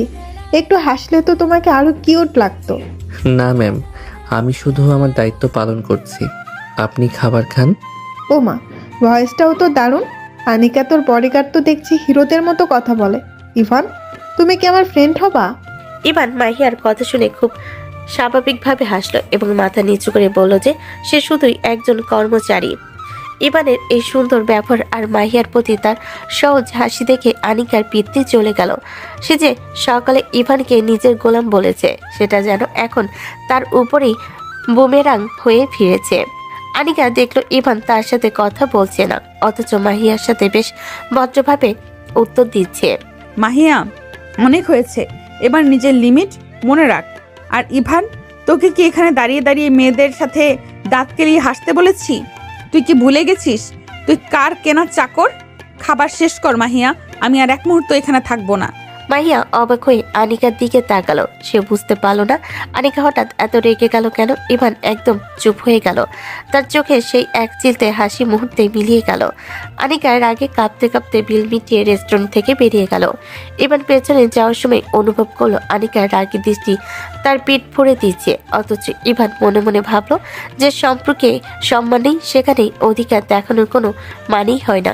শপিং আর রেস্টুরেন্টের পর্ব শেষ করে তারা গাড়িতে এসে বসলো। আনিকা প্রথমে মাহিকায় তার বাড়ির সামনে নামিয়ে দিল। মাহিকা নামার সময় ইভানের দিকে তাকে একটা মিষ্টি হাসি দিল, যা দেখে আনিকা দাঁতে দাঁত চাপলো। মাহিয়া চলে যাওয়ার পর ইভান গাড়ি স্টার্ট দিয়ে আহমেদ চৌধুরী সাহেবের বাড়ির দিকে ঘোরাতে চাইলো। এই গাড়ি ওদিকে ঘোরাচ্ছিস কেন? তোকে কে বলেছে বাড়ির দিকে যেতে? কেন ম্যাম, কাজ তো শেষ, এখন তো বাড়িতেই যাওয়ার কথা। আহমেদ চৌধুরী স্যার হয়তো অপেক্ষা করছেন। বাবা অপেক্ষা করলে আমি বুঝবো। আমি তোকে এখন যে ঠিকানা দিচ্ছি আর যেভাবে ডিরেকশন দিচ্ছি ঠিক সেভাবেই গাড়ি চালাবি, একদম উল্টাপাল্টা প্রশ্ন করবি না। ম্যাম, সন্ধ্যা হয়ে আসছে, এখন অন্য কোথাও যাওয়া কি ঠিক হবে? আপনার সেফটির কথা তো আমাকে ভাবতে হবে। তোকে ভাবতে হবে না, আমি যা বলছি সেটা কর। ডানে মোড়নে, তারপর সোজা চলতে থাক। আনিকা একের পর এক ডিরেকশন দিতে থাকলো আর ইভান বাধ্য হয়ে গাড়ি চালাতে লাগলো। কিন্তু কিছু দূর যাওয়ার পর ইভানের চারপাশটা খুব চেনা চেনা মনে হতে লাগলো। রাস্তাগুলো ক্রমশ সরু হয়ে আসছে আর তার পরিচিত গলিগুলো সামনে পড়ছে। ইভান বুঝতে পারলো এটা তার নিজের এলাকার রাস্তা। ম্যাম, আপনি কি বুঝতে পারছেন আমরা কোন দিকে যাচ্ছি? এটা তো আমার বাড়ির দিকের রাস্তা। আপনি এই বস্তির মতো এলাকায় কেন আসতে চাইছেন? আমি কোথায় যেতে চাই সেটা নিয়ে তোকে মাথা ঘামাতে হবে না। আমি কি বলেছি তোকে যে আমি তোর বাড়িতে যাচ্ছি? আমি ডিরেকশন দিচ্ছি, তুই শুধু ড্রাইভ কর। কিন্তু ম্যাম, এখানে আপনার মতো মেয়ের আসার কোনো কারণ থাকতে পারে না। দয়া করে জেদ করবেন না, এখানে পরিবেশ ভালো না, যে কেউ আমাদের দেখে ফেলতে পারে। দেখুক গে, লোকে দেখলে আমার কিছু যায় আসে না। তুই কি ভাবছিস তোর ভাঙাচোরা বাড়ি দেখে আমি ভয় পাবো? আমি যা বলছি তাই করবি, খবরদার গাড়ি থামাবি না। ম্যাম, আমি সত্যি অবাক হচ্ছি। সকালে আপনি আমাকে ওভাবে অপমান করলেন, বললেন আমি আপনার জুতোর যোগ্য নই। এখন আবার আমার এই গরিবের এলাকায় কেন আসছেন? তোকে কৈফিয়ত দিতে আমি বাধ্য নই। তুই আমার কেনা গোলাম। আমি তোকে যেখানে নিয়ে যেতে বলবো তুই সেখানেই যাবি। বেশি কথা বললে কিন্তু আমি আবার রেগে যাব। ইভান আর কোনো কথা বলল না। তার বুকের ভেতরটা এক অজানা আশঙ্কায় কাঁপছে। সে বুঝতে পারছে না আনিকা নতুন করে আর কোন নাটক সাজাচ্ছে। গাড়িটা অবশেষে একটা চিহ্নগুলির ভেতরে গিয়ে থামলো। ইভান দেখলো গাড়িটা ঠিক তার নিজের বাড়ির দরজার সামনে এসে দাঁড়িয়েছে। ম্যাম, আপনি তো ঠিক আমার বাড়ির সামনে এসে গাড়ি থামালেন। আপনি কি সত্যি ভেতরে যেতে চান? আমার বাবা অসুস্থ, মা হয়তো এখন রান্না বান্না করছেন। আপনি এখানে গেলে সবাই খুব অবাক হবে। সবাই অবাক হলে হোক, আমি এসেছি কারণ আমার মন চেয়েছে। নাম এখন গাড়ি থেকে, দরজা খোল আমার জন্য।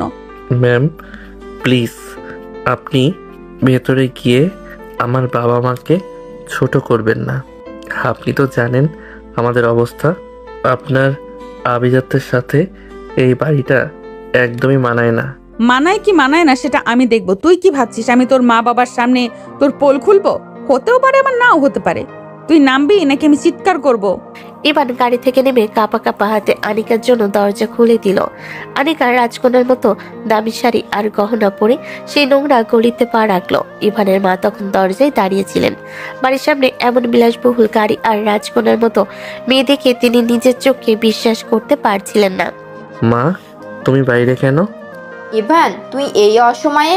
আর এই মেয়েটি কে রে বাবা? এমন দামি গাড়ি নিয়ে আমাদের এখানে কেন এসেছে?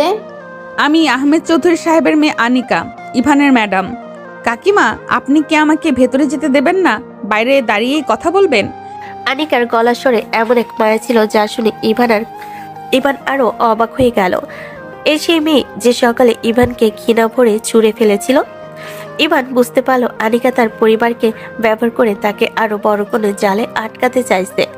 ইভানের মা আনিকার চেহারা আর তার মিষ্টি কথা শুনে যেন হাতে চাঁদ পেলেন। তিনি কোনোদিন কল্পনা করেননি যে তার ছেলে অফিসের এত বড় ঘরের কোনো মেয়েকে তাদের ভাঙাচোরা বাড়িতে পা রাখবে।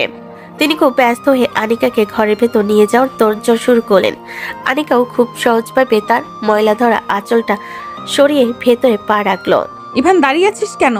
গাড়ির পেছনের সিটে আর ডিকিতে যে প্যাকেটগুলো আছে সেগুলো জলদি ভেতরে নিয়ে আয়। সব কটা যেন আনিস। ম্যাম, আপনি ওগুলো কখন কিনলেন? ওগুলোতে কি আছে? আপনি কি পরিকল্পনা করে এখানে এসেছেন? তোকে বলেছি না একদম প্রশ্ন করবি না। তোকে যা বলা হয়েছে তুই শুধু তাই কর। কাকিমা, আপনি ভেতরে চলুন তো। আপনার ছেলেটা না একদম অবাধ্য হয়ে গেছে, সারাক্ষণ শুধু তর্কের উপরে থাকে। ইভান একদম হতভম্ব হয়ে গাড়ির দিকে গেল। সে প্যাকেটগুলো খোলার পর তার চোখ চড়কগাছ হয়ে গেল।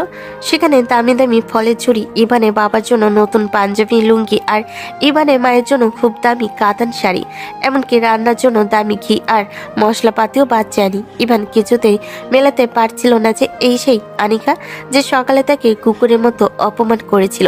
সে হতাশ হয়ে দীর্ঘশ্বাস ফেলে সব ব্যাগ নিয়ে ভেতরে ঢুকলো। ও মা, এ কি কাণ্ড করেছো মা তুমি? এসব জিনিস আমাদের জন্য কেন এনেছো? আমরা তো গরিব মানুষ, আমাদের তো এত কিছু নেওয়ার ক্ষমতা নেই। তুমি শুধু এসেছো, এটাই আমাদের জন্য অনেক বড় পাওনা। কাকিমা, আপনি একদম ক্ষমতা অক্ষমতার কথা বলবেন না তো। ইভান আমার জন্য যা করে তার কাছে এই সামান্য উপহারগুলো কিছুই না। আমি তো আপনাদের নিজের লোক মনে করি। আজ থেকে আপনি আমাকে নিজের মেয়ের মতো ভাববেন। আনিকা ইভানের অসুস্থ বাবার বিছানার পাশে গিয়ে বসলো। ইভানের বাবা কঙ্কালাসার হাত বাড়িয়ে আনিকার মাথায় আশীর্বাদ করলেন। আনিকা খুব মমতা নিয়ে তার হাতটা নিজের হাতের মুঠোয় নিল। ইভান দরজায় দাঁড়িয়ে এই অদ্ভুত দৃশ্য দেখছিল। তার মনে হচ্ছিল সে কোনো সিনেমার নাটকের ভেতর ঢুকে পড়েছে। আনিকার এই রূপ সে আগে কোনোদিন দেখেনি। মা, আমার শরীরটা তো আর চলে না। ইভান একা হাতে টেনে নিয়ে যাচ্ছে সব। ওর ওপর অনেক দায়িত্ব, তুমি ওকে আগলে রেখো মা। আঙ্কেল, আপনি একদম চিন্তা করবেন না। আপনি যাতে দ্রুত সুস্থ হয়ে ওঠেন সেই ব্যবস্থা আমিই করছি। কাল থেকে আপনাকে শহরের সবচেয়ে দামি হসপিটালে ভর্তি করা হবে। দেশের সবচেয়ে বড় ডাক্তার আপনার চিকিৎসা করবে। ইভানের একার ওপর এখন আর কোনো চাপ নেই, আমি তো আছি। ম্যাম, আপনি এত কিছু কেন করছেন? আমাদের উপর কেন এত দয়া দেখাচ্ছেন? আমি আপনার এই ঋণের বোঝা কোনোদিন শোধ করতে পারবো না। ইভান, ঋণের কথা আসছে কেন এখানে? তুই আমার জন্য যা করেছিস তার সামনে এই চিকিৎসার খরচ তো কিছুই না। আর মনে রাখিস, আমি তোকে ব্যবহার করি না, আমি তোর দায়িত্ব নিচ্ছি। আঙ্কেল কাকিমার ভালো থাকাটা আমার কাছে এখন সব থেকে বড় ব্যাপার। কাকিমা, আজ কিন্তু আমি আপনাদের হাতে রান্না করা খাবার খাবো, আমাকে কিন্তু বলতে পারবেন না। সে কি কথা মা? আমাদের এই গরিবের হাতের মোটা চালের ভাত তুমি খাবে? তোমার কি সইবে মা? সইবে না কেন কাকিমা? মা যে খাবার রান্না করে সেটা কি কখনো খারাপ হতে পারে? আপনি রান্না বসান, আমি আজ পেট ভরে খাবো। ইভান, তুমি এভাবে মূর্তির মতো দাঁড়িয়ে না থেকে হাত মুখ ধুয়ে আয়। সারা দুপুর আনিকা ইভানের বাবা মায়ের সাথে প্রাণ খুলে গল্প করলো। সে তাদের পরিবারের ছোটবেলার গল্প শুনলো, ইভানের দুষ্টামির গল্প শুনলো। ইভান এক পাশে বসে শুধু অবাক হয়ে দেখছিল এই বদমেজাজি মেয়েটা কিভাবে তার বাবা মার আপন হয়ে গেল। আনিকা যেন আজ তার সব আভিজাত্য বাইরে রেখে এসেছে। সে ইভানের মায়ের সাথে রান্নাঘরে গিয়ে পেঁয়াজ কাটতে সাহায্য করলো।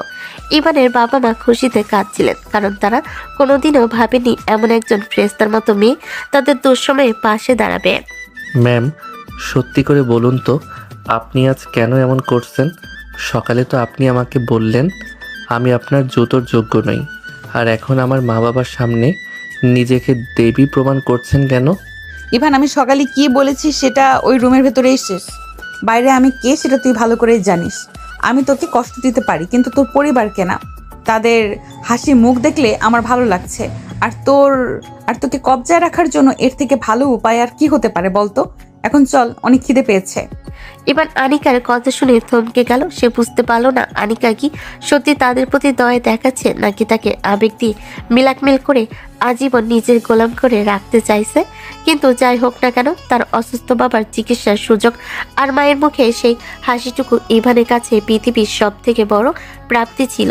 সেই বিকেলে এক অন্যরকম আবেগঘন পরিবেশ তাদের খাওয়া দাওয়া চলো, যেখানে বৃত্ত আর বৈভবের দেওয়ালটা যেন মুহূর্তের জন্য ধুলেই মিশে গিয়েছিল।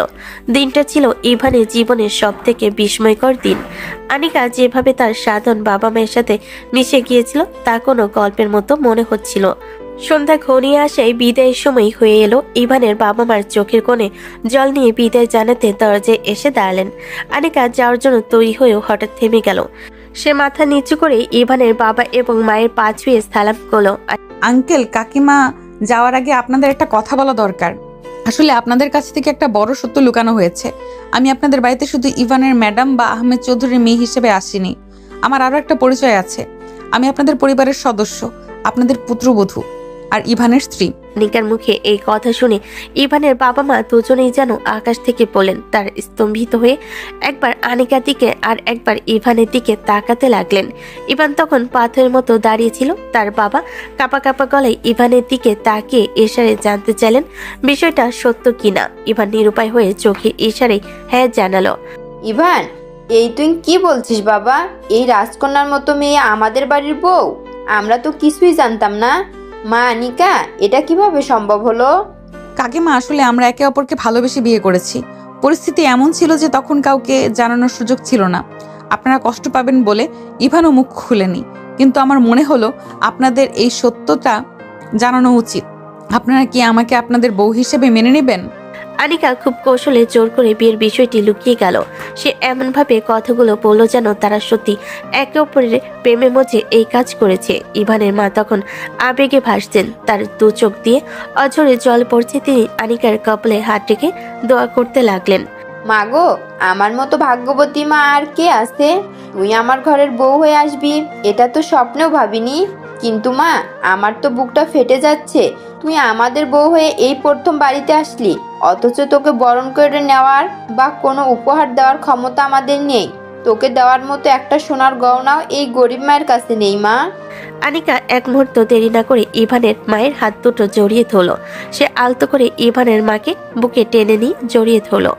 আনিকার চোখও তখন চিকচিক করছে জল। ইভান অবাক হয়ে দেখছিল যে আনিকা সত্যি এই পরিবেশে মায়ের জালে আটকে গেছে কিনা। মা, আপনি আবার উপহারের কথা বলছেন কেন? আপনার ভালোবাসা আর দোয়া ছাড়া আমার আর কিছুই চাই না। আপনি আমাকে উপহার হিসেবে দিতে চান তো তাহলে আমাকে কথা দিন, আপনি আমাদের জন্য মন থেকে শুধু দোয়া করবেন, আর কিচ্ছু লাগবে না আমার।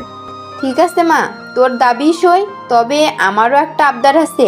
তুই এখন থেকে আমাকে কাকিমা বলে ডাকবি না, আমাকে মা বলে ডাকবি। মা ডাক শোনার জন্য আমার কান দুটো তৃষ্ণার্ত হয়ে আছে। আনিকা যখন মা ডাকটা শুনল, সে সরাসরি ইভানের চোখের দিকে তাকালো। ইভানের চোখে তখন জল টলমল করছে। আনিকা ইমোশনাল হয়ে বলল, তার দু চোখ বেয়ে গড়িয়ে পড়লো কান্নার নোনা জল। সে জীবনে অনেক বিলাসিতা দেখেছে, কিন্তু এমন অকৃত্রিম ভালোবাসা আর মা ডাকের মমতা আগে কখনো পায়নি। সে মাথা নিচু করে চোখের পানি মুছল। মানিকা, আমি তো অসুস্থ মানুষ, কথা বলতেও কষ্ট হয়। শুধু একটা কথাই বলবো, আমাদের ভুলে যেও না মা। মাঝে মাঝে এই বুড়ো মা বাবার কাছে ঘুরতে এসো, তোমার জন্য আমরা পথ চেয়ে থাকবো। আঙ্কেল মানে বাবা, আপনি একদম ভাববেন না আমি আপনাদের কাছে বারবার আসব। আপনাদের সব দায়িত্ব এখন থেকে আমার। ইভান অনেক রাত হচ্ছে, এবার আমাদের চলা উচিত। মা বাবা ভালো থাকবেন আপনারা। এবার নিঃশব্দে আনিকার পেছনে পেছনে গাড়ি দিকে হেঁটে গেল। সে লক্ষ্য করলো আনিকার হাঁটার ভঙ্গি আর মেজাজ এখন একদম শান্ত। ইভানের মা বাবা যতক্ষণ গাড়িটা চোখের আড়াল না হলো ততক্ষণ গলির মুখে দাঁড়িয়ে হাত নাড়ছিলেন। গাড়িতে ওঠার পর ইভান কোনো কথা খুঁজে পাচ্ছিল না। সে কেবল ভাবছিল আনিকা যে মায়ের নাটক বা সত্যি যায় দেখাক, তার ফল ভবিষ্যতে কি হবে। গাড়িটা ইভানের বাড়ির গলি পেরিয়ে বড় রাস্তায় এসে পড়লো। বাড়ির ল্যাম্পপোস্টের আলোগুলো গাড়ির কাছ দিয়ে ভেতরে এসে পড়ছে। গাড়ির ভেতরটা একদম নিস্তব্ধ। আনিকা জানালার বাইরে তাকিয়ে আছে আর ইভান শক্ত হাতে স্টিয়ারিং ধরে সামনে দেখছে, কিন্তু ইভানের মনের ভেতর 1000টা প্রশ্ন ঘুরপাক খাচ্ছে। সে আর নিজেকে সামলাতে পারল না। ম্যাম, একটা কথা জিজ্ঞেস করব? আপনি আসলে কি চান সেটা কি একবার বলবেন? গত রাতে আপনি আমার ঘরে আসলেন, আমাকে নিজের করলেন, অথচ আজ সকালে ঘুম থেকে উঠে আমাকে জঘন্যভাবে অপমান করলেন। আবার আমার বাড়িতে এসে আমার মা বাবার সামনে আদর্শ বউ সেজে বসলেন। আপনার মনের ভেতর আসলে কি চলছে বলুন তো? আমি কি আপনার হাতের পুতুল? আনিকা এতক্ষণ বাইরের দিকে তাকিয়ে থাকলো। ইভানের কথা শুনে ধীরে ধীরে তার মুখের দিকে মুখ ফেরালো। তার চোখে এখন আর সেই জেদ বা রাগ নেই, বরং সেখানে এক ধরনের গভীর বিষাদ আর ভালোবাসা জমে আছে। আনিকা ইভানের দিকে খুব স্থিরভাবে তাকালো। তোকে যেদিন আমি প্রথম ভার্সিটিতে দেখেছিলাম ঈশান, সেদিন আমি তোর প্রেমে পড়েছিলাম, কিন্তু আমি বুঝতে পারছিলাম না একজন বডিগার্ডের সাথে এই সম্পর্কটা আমি কিভাবে শুরু করব। আমার ভয় ছিল তোকে হারানোর। আমি ভেবেছিলাম তোকে যদি বিয়ের দলিলে সই না করাই তবে তুই হয়তো কোনো দিন আমাকে ছেড়ে চলে যাবি। এই হারানোর ভয় থেকেই আমি তোকে বিয়ে করতে বাধ্য করেছি। তাহলে আজ সকালে অমন ব্যবহার কেন করলেন? কেন বললেন আমি আপনার জুতোর যোগ্য নই? কারণ আমি ভয় পেয়েছিলাম ঈশান। গত রাতে সেই গভীর মুহূর্তগুলোর পর যখন সকালে আমার ঘুম ভাঙলো, আমি খুব নার্ভাস হয়ে গেছিলাম। আমি ভাবছিলাম বাবা যদি এই খবর জানে তবে কি হবে, ভুল করে আমরা যা ঘটিয়ে ফেলেছি সেটার পরিণাম কি হবে। আমি আসলে ওই সময় নিজেকে সামলাতে না পেরে তোকে আঘাত করে ফেলেছি, যাতে আমি আমার দুর্বলতা লুকাতে পারি। আনিকার গলাটা ধরে এলো। ইভান দেখলো আনিকার চোখের কোণে জল চিকচিক করছে। সে গাড়িটা রাস্তার একপাশে থামিয়ে দিল। ইভানের মনে হলো আনিকার এই অসহায় রূপ সে আগে কোনোদিন দেখেনি। আনিকা ইভানের হাতটা শক্ত করে ধরলো। তোর কাছে আমার একটা অনুরোধ আছে ঈশান, প্লিজ তুই আমার উপর রাগ করে থাকিস না। আমি তোকে অনেক ভালোবাসি রে, কিন্তু বাবার সামনে এই সম্পর্কটা নিয়ে যেতে আমি সাহস পাচ্ছি না। তুই কি পারবি বাবার সামনে নিজেকে যোগ্য প্রমাণ করতে? তুই কি পারবি আমাকে সসম্মানে নিজের করে নিতে? আমি শুধু তোকে হারানোর ভয়ে মাঝে মধ্যে পাগল হয়ে যাই। ইভানের বুকের ভেতরটা হু হু করে উঠল। সে বুঝতে পারল আনিকার এই বারবার রূপ বদলানোর কারণ আসলে সামাজিক ভয় বা তাকে হারানোর আতঙ্ক। ইভান আনিকার চোখে জল মুছে দিল। তার মনে হলো আনিকা আজ তার সামনে একদম মন খুলে কথা বলছে। ইভানের সব রাগ আর অভিমান এক মুহূর্তে জল হয়ে গেল। আপনি আর কাঁদবেন না ম্যাম, আমি বুঝতে পেরেছি আপনার মনের অবস্থা। আমি আপনাকে কথা দিচ্ছি, আমি এমন কিছু করে দেখাবো যাতে আপনার বাবা আমাকে তার জামাই হিসেবে মেনে নিতে দ্বিধা না করেন। আমি আপনাকে সসম্মানে সবার সামনে নিজের করে নিয়ে আসব। আপনাকে আর কোনো দিন মানুষের আড়ালে বা নিজের ঘরে লুকিয়ে চোখের জল ফেলতে হবে না। সত্যি বলছিস ঈশান? তুই আমাকে ছেড়ে যাবি না তো? আমি তোকে অপমান করলে তুই কি আমাকে ক্ষমা করে দিবি? আপনি আমাকে নিজের করে নিয়েছেন ম্যাম, এখন থেকে আপনার সবটুকু দায়ভার আমার। আপনি আমার উপর ভরসা রাখুন, আমি আপনাকে আর ওই বাবার ভয় পেতে দেব না। আপনি আমার মা বাবার কাছে গিয়ে যে সম্মান দিয়েছেন তার জন্য আমি সারা জীবন আপনার কেনা হয়ে থাকবো। আনিকা আর নিজেকে ধরে রাখতে পারল না। সে ইভানের বুকের উপর মাথা রেখে ডুকরে কেঁদে উঠল। ইভান তাকে জড়িয়ে ধরে সান্ত্বনা দিতে লাগলো। রাস্তার পাশে নিঝুম অন্ধকারে গাড়ির ভেতর দুজন মানুষ তাদের জীবনের সব থেকে কঠিন সত্যিটা আজ একে অপরের কাছে স্বীকার করলো। ইভান প্রতিজ্ঞা করলো যে সে তার ভালোবাসার মর্যাদা রক্ষা করবে। রাতের নিস্তব্ধতায় শুধু দুজনের কান্নার আর নিঃশ্বাসের শব্দ পাওয়া যাচ্ছিল। এই কান্নাটা ছিল কষ্টে নয়, বরং একে অপরকে খুঁজে পাওয়ার পরম প্রশান্তির। সময় কারোর জন্য থেমে থাকে না। দেখতে দেখতে 3টে মাস পার হয়ে গেল। ইভান আর আনিকার সম্পর্কটা এই কয়েক মাসে এক অদ্ভুত মোড় নিয়েছে। তারা লোকচক্ষুর অন্তরালে একে অপরকে গভীরভাবে ভালোবেসে ফেলেছে। ইভান নিজেকে যোগ্য করার জন্য আপ্রাণ চেষ্টা চালিয়ে যাচ্ছে, কিন্তু সুখের দিনগুলো যেন হঠাৎ করেই কালো মেঘে ঢেকে গেল। একদিন বিকেলে আহমেদ চৌধুরী ড্রয়িং রুমে বসে আনিকাকে ডেকে পাঠালেন। মা আনিকা, তোর জন্য খুব চমৎকার একটা বিয়ের সম্বন্ধ এসেছে। ছেলে এবারের বিসিএস পরীক্ষায় উত্তীর্ণ হয়ে অ্যাসিস্ট্যান্ট পুলিশ কমিশনার হিসেবে জয়েন করেছে। যেমন বংশ তেমন ছেলের ক্যারিয়ার। আমি এক কথায় রাজি হয়ে গেছি। আমি চাই না এমন সুযোগ হাতছাড়া হোক। কিন্তু বাবা, আমি এখন বিয়ে করতে চাই না। আমি আরো পড়াশোনা করতে চাই। প্লিজ তুমি ওদের না করে দাও। দেখ মা, আমার শরীরটা ইদানিং ভালো যাচ্ছে না। তোর মা নেই, আমি তোকে একটা ভালো ঘরে সঁপে দিয়ে শান্তিতে মরতে চাই। তুই কি তোর বড় বাবার শেষ ইচ্ছাটাও পূরণ করবি না? তোর কাছে আমার এই একটাই অনুরোধ। বাবার এমন ইমোশনাল ব্ল্যাকমেলের সামনে আনিকা আর কোনো তর্ক করতে পারল না। তার মাথা ঘুরছিল। সে কোনো মতে নিজের রুমে গিয়ে দরজা বন্ধ করে দিল। তার মনে হচ্ছিল আকাশটা ভেঙে তার মাথার উপর পড়ছে। সে তড়িঘড়ি করে বাগান বাড়ির নির্জন কোণে গিয়ে ইভানকে ডেকে পাঠালো।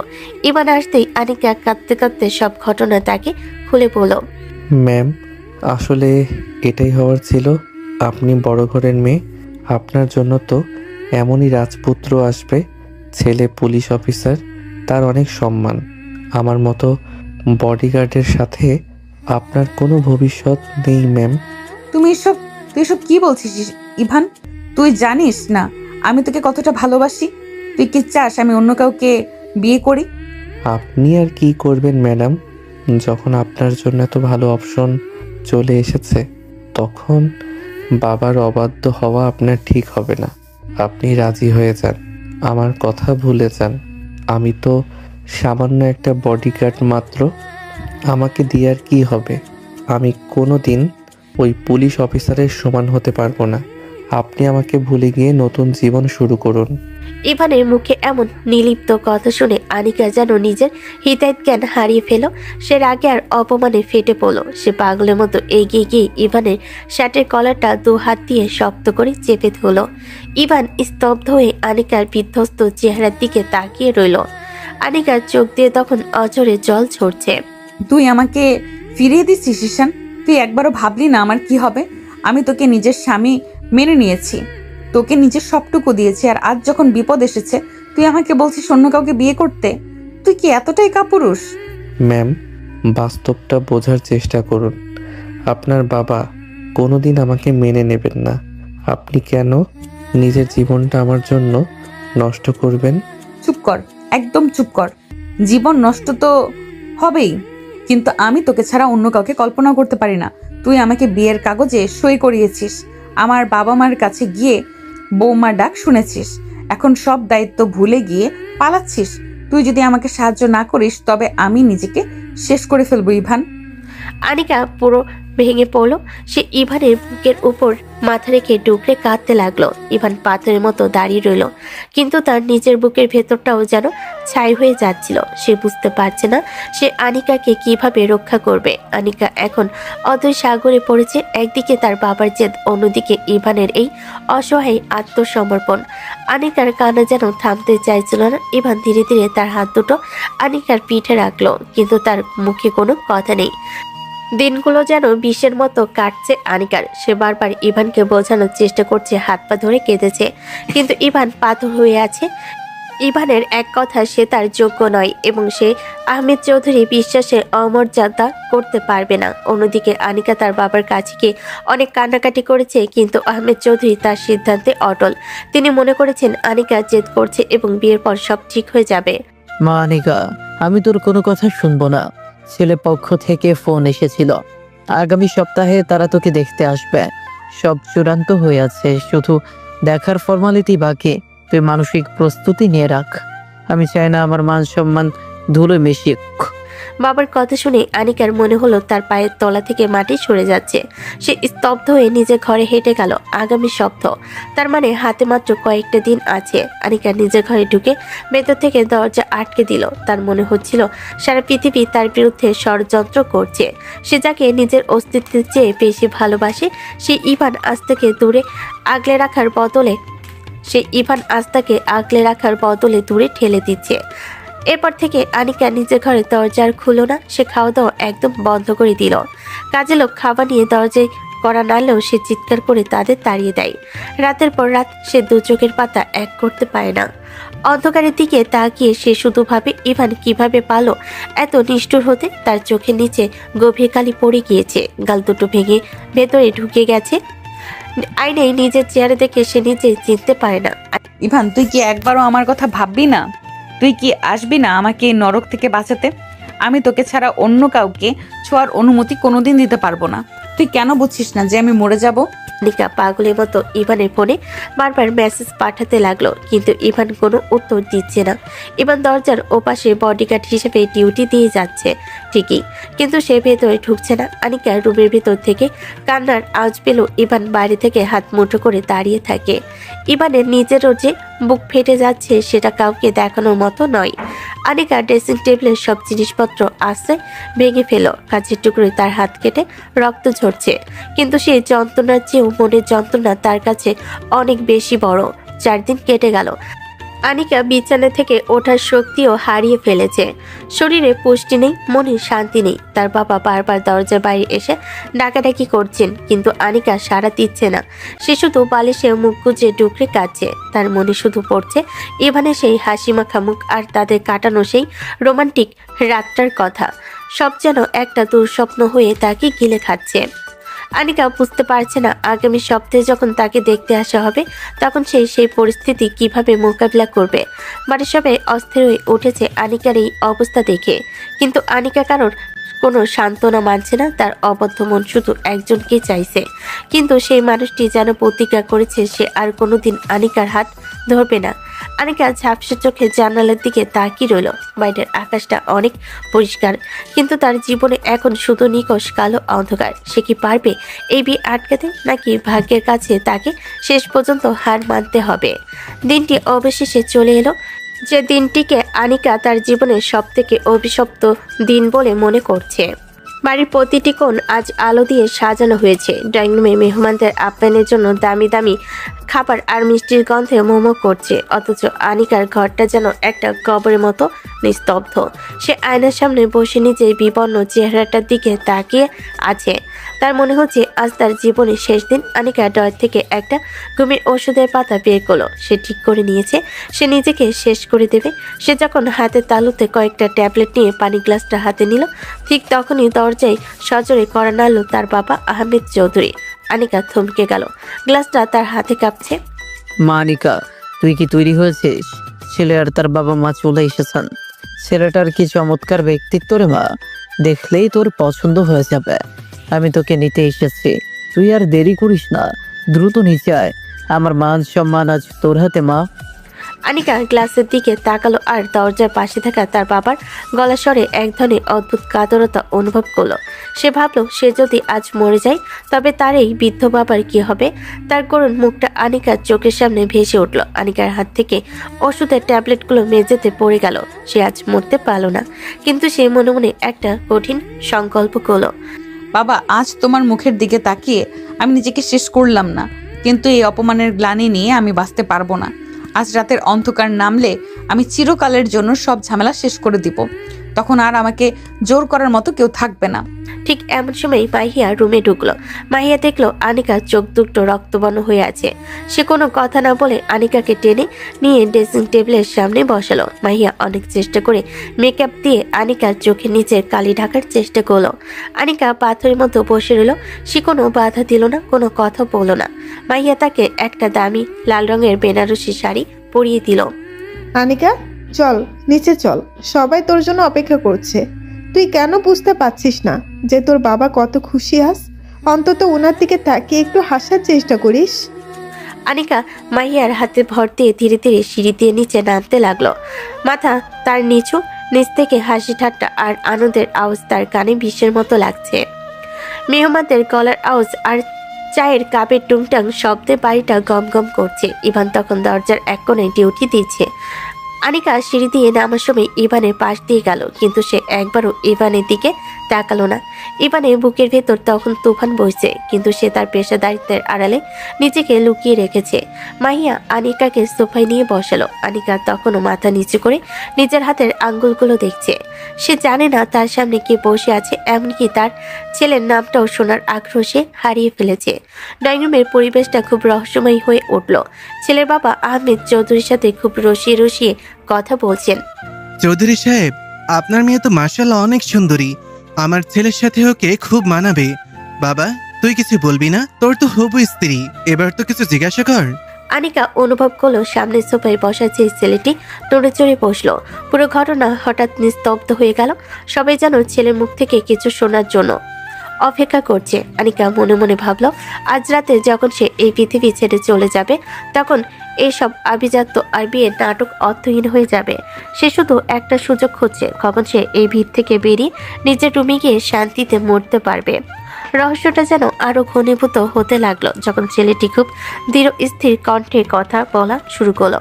আনিকা এখনো মাথা তুলছে না, কিন্তু কণ্ঠস্বরটা তার চেনা চেনা বলে মনে হতে লাগলো। তবে সে ভাবলো এটা হয়তো তার মনের ভুল। তার দু চোখ দিয়ে এক ফোঁটা জল গড়িয়ে পড়লো তার লাল শাড়ির উপর। এই কান্নাটা কেউ দেখলো না, শুধু ইভান দূর থেকে দীর্ঘশ্বাস পেল। আনিকা বুঝলো না তার জন্য ভাগ্যের চাকা কোন দিকে ঘুরছে। ড্রয়িং রুমের গুমট নীরবতা ভেঙে যখন সামনের সোফা থেকে বসা ছেলেটি কথা বলে উঠল, তখন আনিকা পুরো শরীর এক অজানা আতঙ্কে শিউরে উঠল। কণ্ঠস্বরটা তার এতটাই পরিচিত যে সে নিজের কানকে বিশ্বাস করতে পারছিল না। তার মনে হলো সে কি কোনো স্বপ্ন দেখছে। আনিকা খুব ধীরে ধীরে ভয়ে ভয়ে তার নিচু করে রাখা মাথাটা তুলল। সামনে তাকাতেই তার চোখের মনি স্থির হয়ে গেল। ইভান, তুই এখানে কেন? আর তুই এই পোশাকে, মানে এসব কি হচ্ছে? আনিকা দেখলো তার সামনে পাঞ্জাবি পরে অত্যন্ত মার্জিত ভঙ্গিতে বসে আছে ইভান। তার মুখে সেই পরিচিত বাঁকা হাসি, যা দেখে আনিকা সবসময় পাগল হতো। ইভান এখন আর বডিগার্ডের ইউনিফর্মে নেই। তাকে দেখে মনে হচ্ছে কোনো এক রাজপুত্র। আনিকা এতটাই ব্যাপাচাকা খেয়ে গেল যে সে সোফা ছেড়ে দাঁড়িয়ে পড়ল। তার মাথা ঘুরছিল। সে ভাবলো অতিরিক্ত দুশ্চিন্তায় সে হ্যালুসিনেশন দেখছে। ঠিক সেই সময় পুরো ড্রয়িং রুম হাসিতে ফেটে পড়ল। মা আনিকা, এভাবে বোকার মতো দাঁড়িয়ে থাকিস না, বস এখানে। তুই যেটা দেখছিস সেটা কোনো স্বপ্ন নয়, এটাই সত্যি। ইভান এখন আর তোর বডিগার্ড নয়, সে এখন দেশের একজন গর্বিত পুলিশ অফিসার। ম্যাডাম, এভাবে তাকিয়ে থাকবেন না। আপনি তো আমাকে বলেছিলেন নিজেকে যোগ্য প্রমাণ করতে। আমি শুধু আপনার সেই আদেশটাই পালন করার চেষ্টা করেছি। আনিকা এখনো কিছুই বুঝে উঠতে পারছে না। সে বড় বড় চোখ করে একবার তার বাবার দিকে, আরেকবার ইভানের দিকে তাকাচ্ছে। আহমেদ চৌধুরী গিয়ে এসে আনিকার মাথায় হাত রাখলেন। ওনার চোখে আজ প্রশান্তির হাসি। মা, ইভান অনেক আগে আমার কাছে এসে সব সত্য স্বীকার করেছিল। আমাকে কথা দিয়েছিল যে ও নিজেকে এমন এক অবস্থানে নিয়ে যাবে যেখানে ওকে নিয়ে আমি গর্ব করতে পারবো। গত 3 মাস ও দিন রাত এক করে পড়াশোনা করেছে। ইভান আসলে আগে থেকে বিসিএস পরীক্ষার জন্য নিজেকে তৈরি করছিল, শুধু চূড়ান্ত ফলাফলের অপেক্ষায় ছিল। ওইবার বিসিএস পুলিশ ক্যাডারে সুপারিশপ্রাপ্ত হয়েছে। আনিকার চোখে জল আর বাধা মারল না। সে বুঝতে পারলো গত কয়েকদিন ইভান কেন তার সাথে এমন নিষ্ঠুর ব্যবহার করছিল। ইভান আসলে চেয়েছিল এই সারপ্রাইজটা দিতে এবং আহমেদ চৌধুরীর অনুমতি নিয়ে সম্মানের সাথে আনিকার হাত ধরতে। আনিকার বাবা আরও বলেন যে তিনি আগে থেকে সব জানতেন এবং ইভানকে পরীক্ষা করার জন্য এই বিয়ের নাটক সাজিয়েছেন। ইভান যখন তার সফলতার খবর নিয়ে আমার কাছে এলো, তখন আমার সব বাধা দূর হয়ে গেল। এমন একজন লড়াকু আর সৎ ছেলেকে নিজের জামাই হিসেবে পেতে যে কারোই গর্ব হবে। তাই আমি নিজেই এই আয়োজন করেছি তোদের দুজনকে সারপ্রাইজ দেওয়ার জন্য। তোকে ইভানের হাতে তুলে দিতে আমার আর কোনো দ্বিধা নেই মা। আনিকা আর নিজেকে ধরে রাখতে পারল না। সে সবার সামনে ইভানের দিকে ছুটে গেল। ইভানও সিট ছেড়ে উঠে দাঁড়ালো। আনিকা ইভানের পাঞ্জাবির হাতা শক্ত করে ধরে ডুকরে কেঁদে উঠল। এই কান্নাটা দুঃখে নয়, এটা 3 মাসে জমে থাকা হাহাকার আর পরম পাওয়ার আনন্দ। ইভান খুব মায়াবী চোখে আনিকার দিকে তাকিয়ে রইল। আপনি আমাকে অনেক বকাঝকা করেছেন ম্যাম, কিন্তু আমি জানতাম যেদিন আমি এই পোশাকে আপনার সামনে আসব সেদিন আপনার সব রাগ জল হয়ে যাবে। আমি আমার কথা রেখেছি। আমি আপনাকে সসম্মানে নিজের করে নিতে এসেছি। বাড়ির প্রতিটি মানুষ এই দৃশ্য দেখে আবেগপ্রবণ হয়ে পড়ল। মাহিয়ার মুখে এক চিলতে হাসি। সেও এই পরিকল্পনার কথা আগে থেকে জানতো। আনিকার বাবা ইভান আর আনিকা হাত এক করে দিলেন। আনিকা ঝাপসা চোখে ইভানের দিকে তাকিয়ে ভাবল, যে ছেলেটা একদিন তার বাড়ির গেটে বডিগার্ড হিসেবে দাঁড়িয়েছিল আজ সেই তার জীবনের রক্ষাকর্তা আর জীবনসঙ্গী হয়ে ফিরে এলো। ভোরের আলো যেন অন্ধকার দূর করে দেয়। ইভানের এই অভাবনীয় সাফল্য আনিকার জীবনের সব অন্ধকার মুহূর্তেই ধুয়ে মুছে সাফ করে দিল। ড্রয়িং রুমে সেই খুশির আমেজ কাটতে না কাটতে দুই পরিবারের সম্মতিতে বিয়ের দিনক্ষণ ঠিক হয়ে গেল। ইভানের বাবা মাকেও সসম্মানে গাড়ি পাঠিয়ে নিয়ে আসা হলো। আহমেদ চৌধুরী সাহেব ধুমধাম করে তার একমাত্র মেয়ের বিয়ের আয়োজন করলেন। ইভান এখন পুলিশের বড় অফিসার। তার গায়ে এখন আর বডিগার্ডের ইউনিফর্ম নেই, বরং সে এখন বড় সাজে শেরওয়ানি পরে একদম রাজপুত্রের মতো লাগছে। বিয়ের সব আনুষ্ঠানিকতা শেষ করে অবশেষে এলো সেই বহু প্রতীক্ষিত বাসরাত। বাসর ঘরটা অনেক ফুল দিয়ে সাজানো হয়েছে। সাদা গোলাপ আর রজনীগন্ধার সুবাসে ঘরটা মোমো করছে। আনিকা বিছানার এক কোণায় লাল বেনারসি পরে গমটা টেনে বসে আছে। তার মনের ভেতর এখন হাজারো ভাবনা। ইভান ধীরে ধীরে ঘরে ঢুকে দরজাটা আটকে দিল। সে যখন আনিকার পাশে গিয়ে বসলো, আনিকা একটু নড়চড়ে বসলো। ইভান আনিকার ঘোমটা সরিয়ে তার মুখের দিকে তাকাতে চাইল। একদম আমার কাছে আসার চেষ্টা করবি না, তুই বলে দিচ্ছি। দূরে গিয়ে বস। তুই আমাকে গত কয়েকদিন যা কষ্ট দিয়েছিস তার শোধ আমি আজ নেব। আরে এখনও কি রাগ কমেনি? আমি তো সব আপনার ভালোর জন্যই করেছি। আপনি তো বলেছিলেন আমাকে সসম্মানে নিজের করে নিতে, তাই একটু নাটক করতে হয়েছে। নাটক? তুই জানিস না ওই নাটকের চক্করে আমি কয়দিন না খেয়েছিলাম? আমি তো মরে যাচ্ছিলাম। তুই একবারও এসে বললি না যে তুই আমাকে কতটা ভালোবাসিস। উল্টো আমাকে অন্য কারোর কাছে বিয়ে দিতে চেয়েছিলি। আমার কাছে আসার একদম চেষ্টা করবি না, আমার কাছে আসার একদম দরকার নেই। ইভান মুচকি হাসলো। সে জানতো আনিকা অনেক রেগে আছে।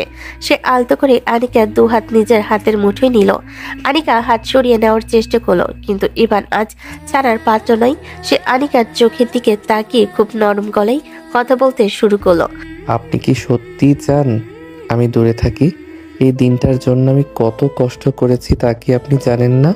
সারা রাত জেগে পড়াশোনা করেছি শুধু আপনার যোগ্য হওয়ার জন্য। আমাকে আর ওভাবে দূরে থাকতে বলবেন না প্লিজ। অলরেডি তো একটা দিন আমার কাছে এসেও আপনি অনেক দূরত্ব তৈরি করেছিলেন।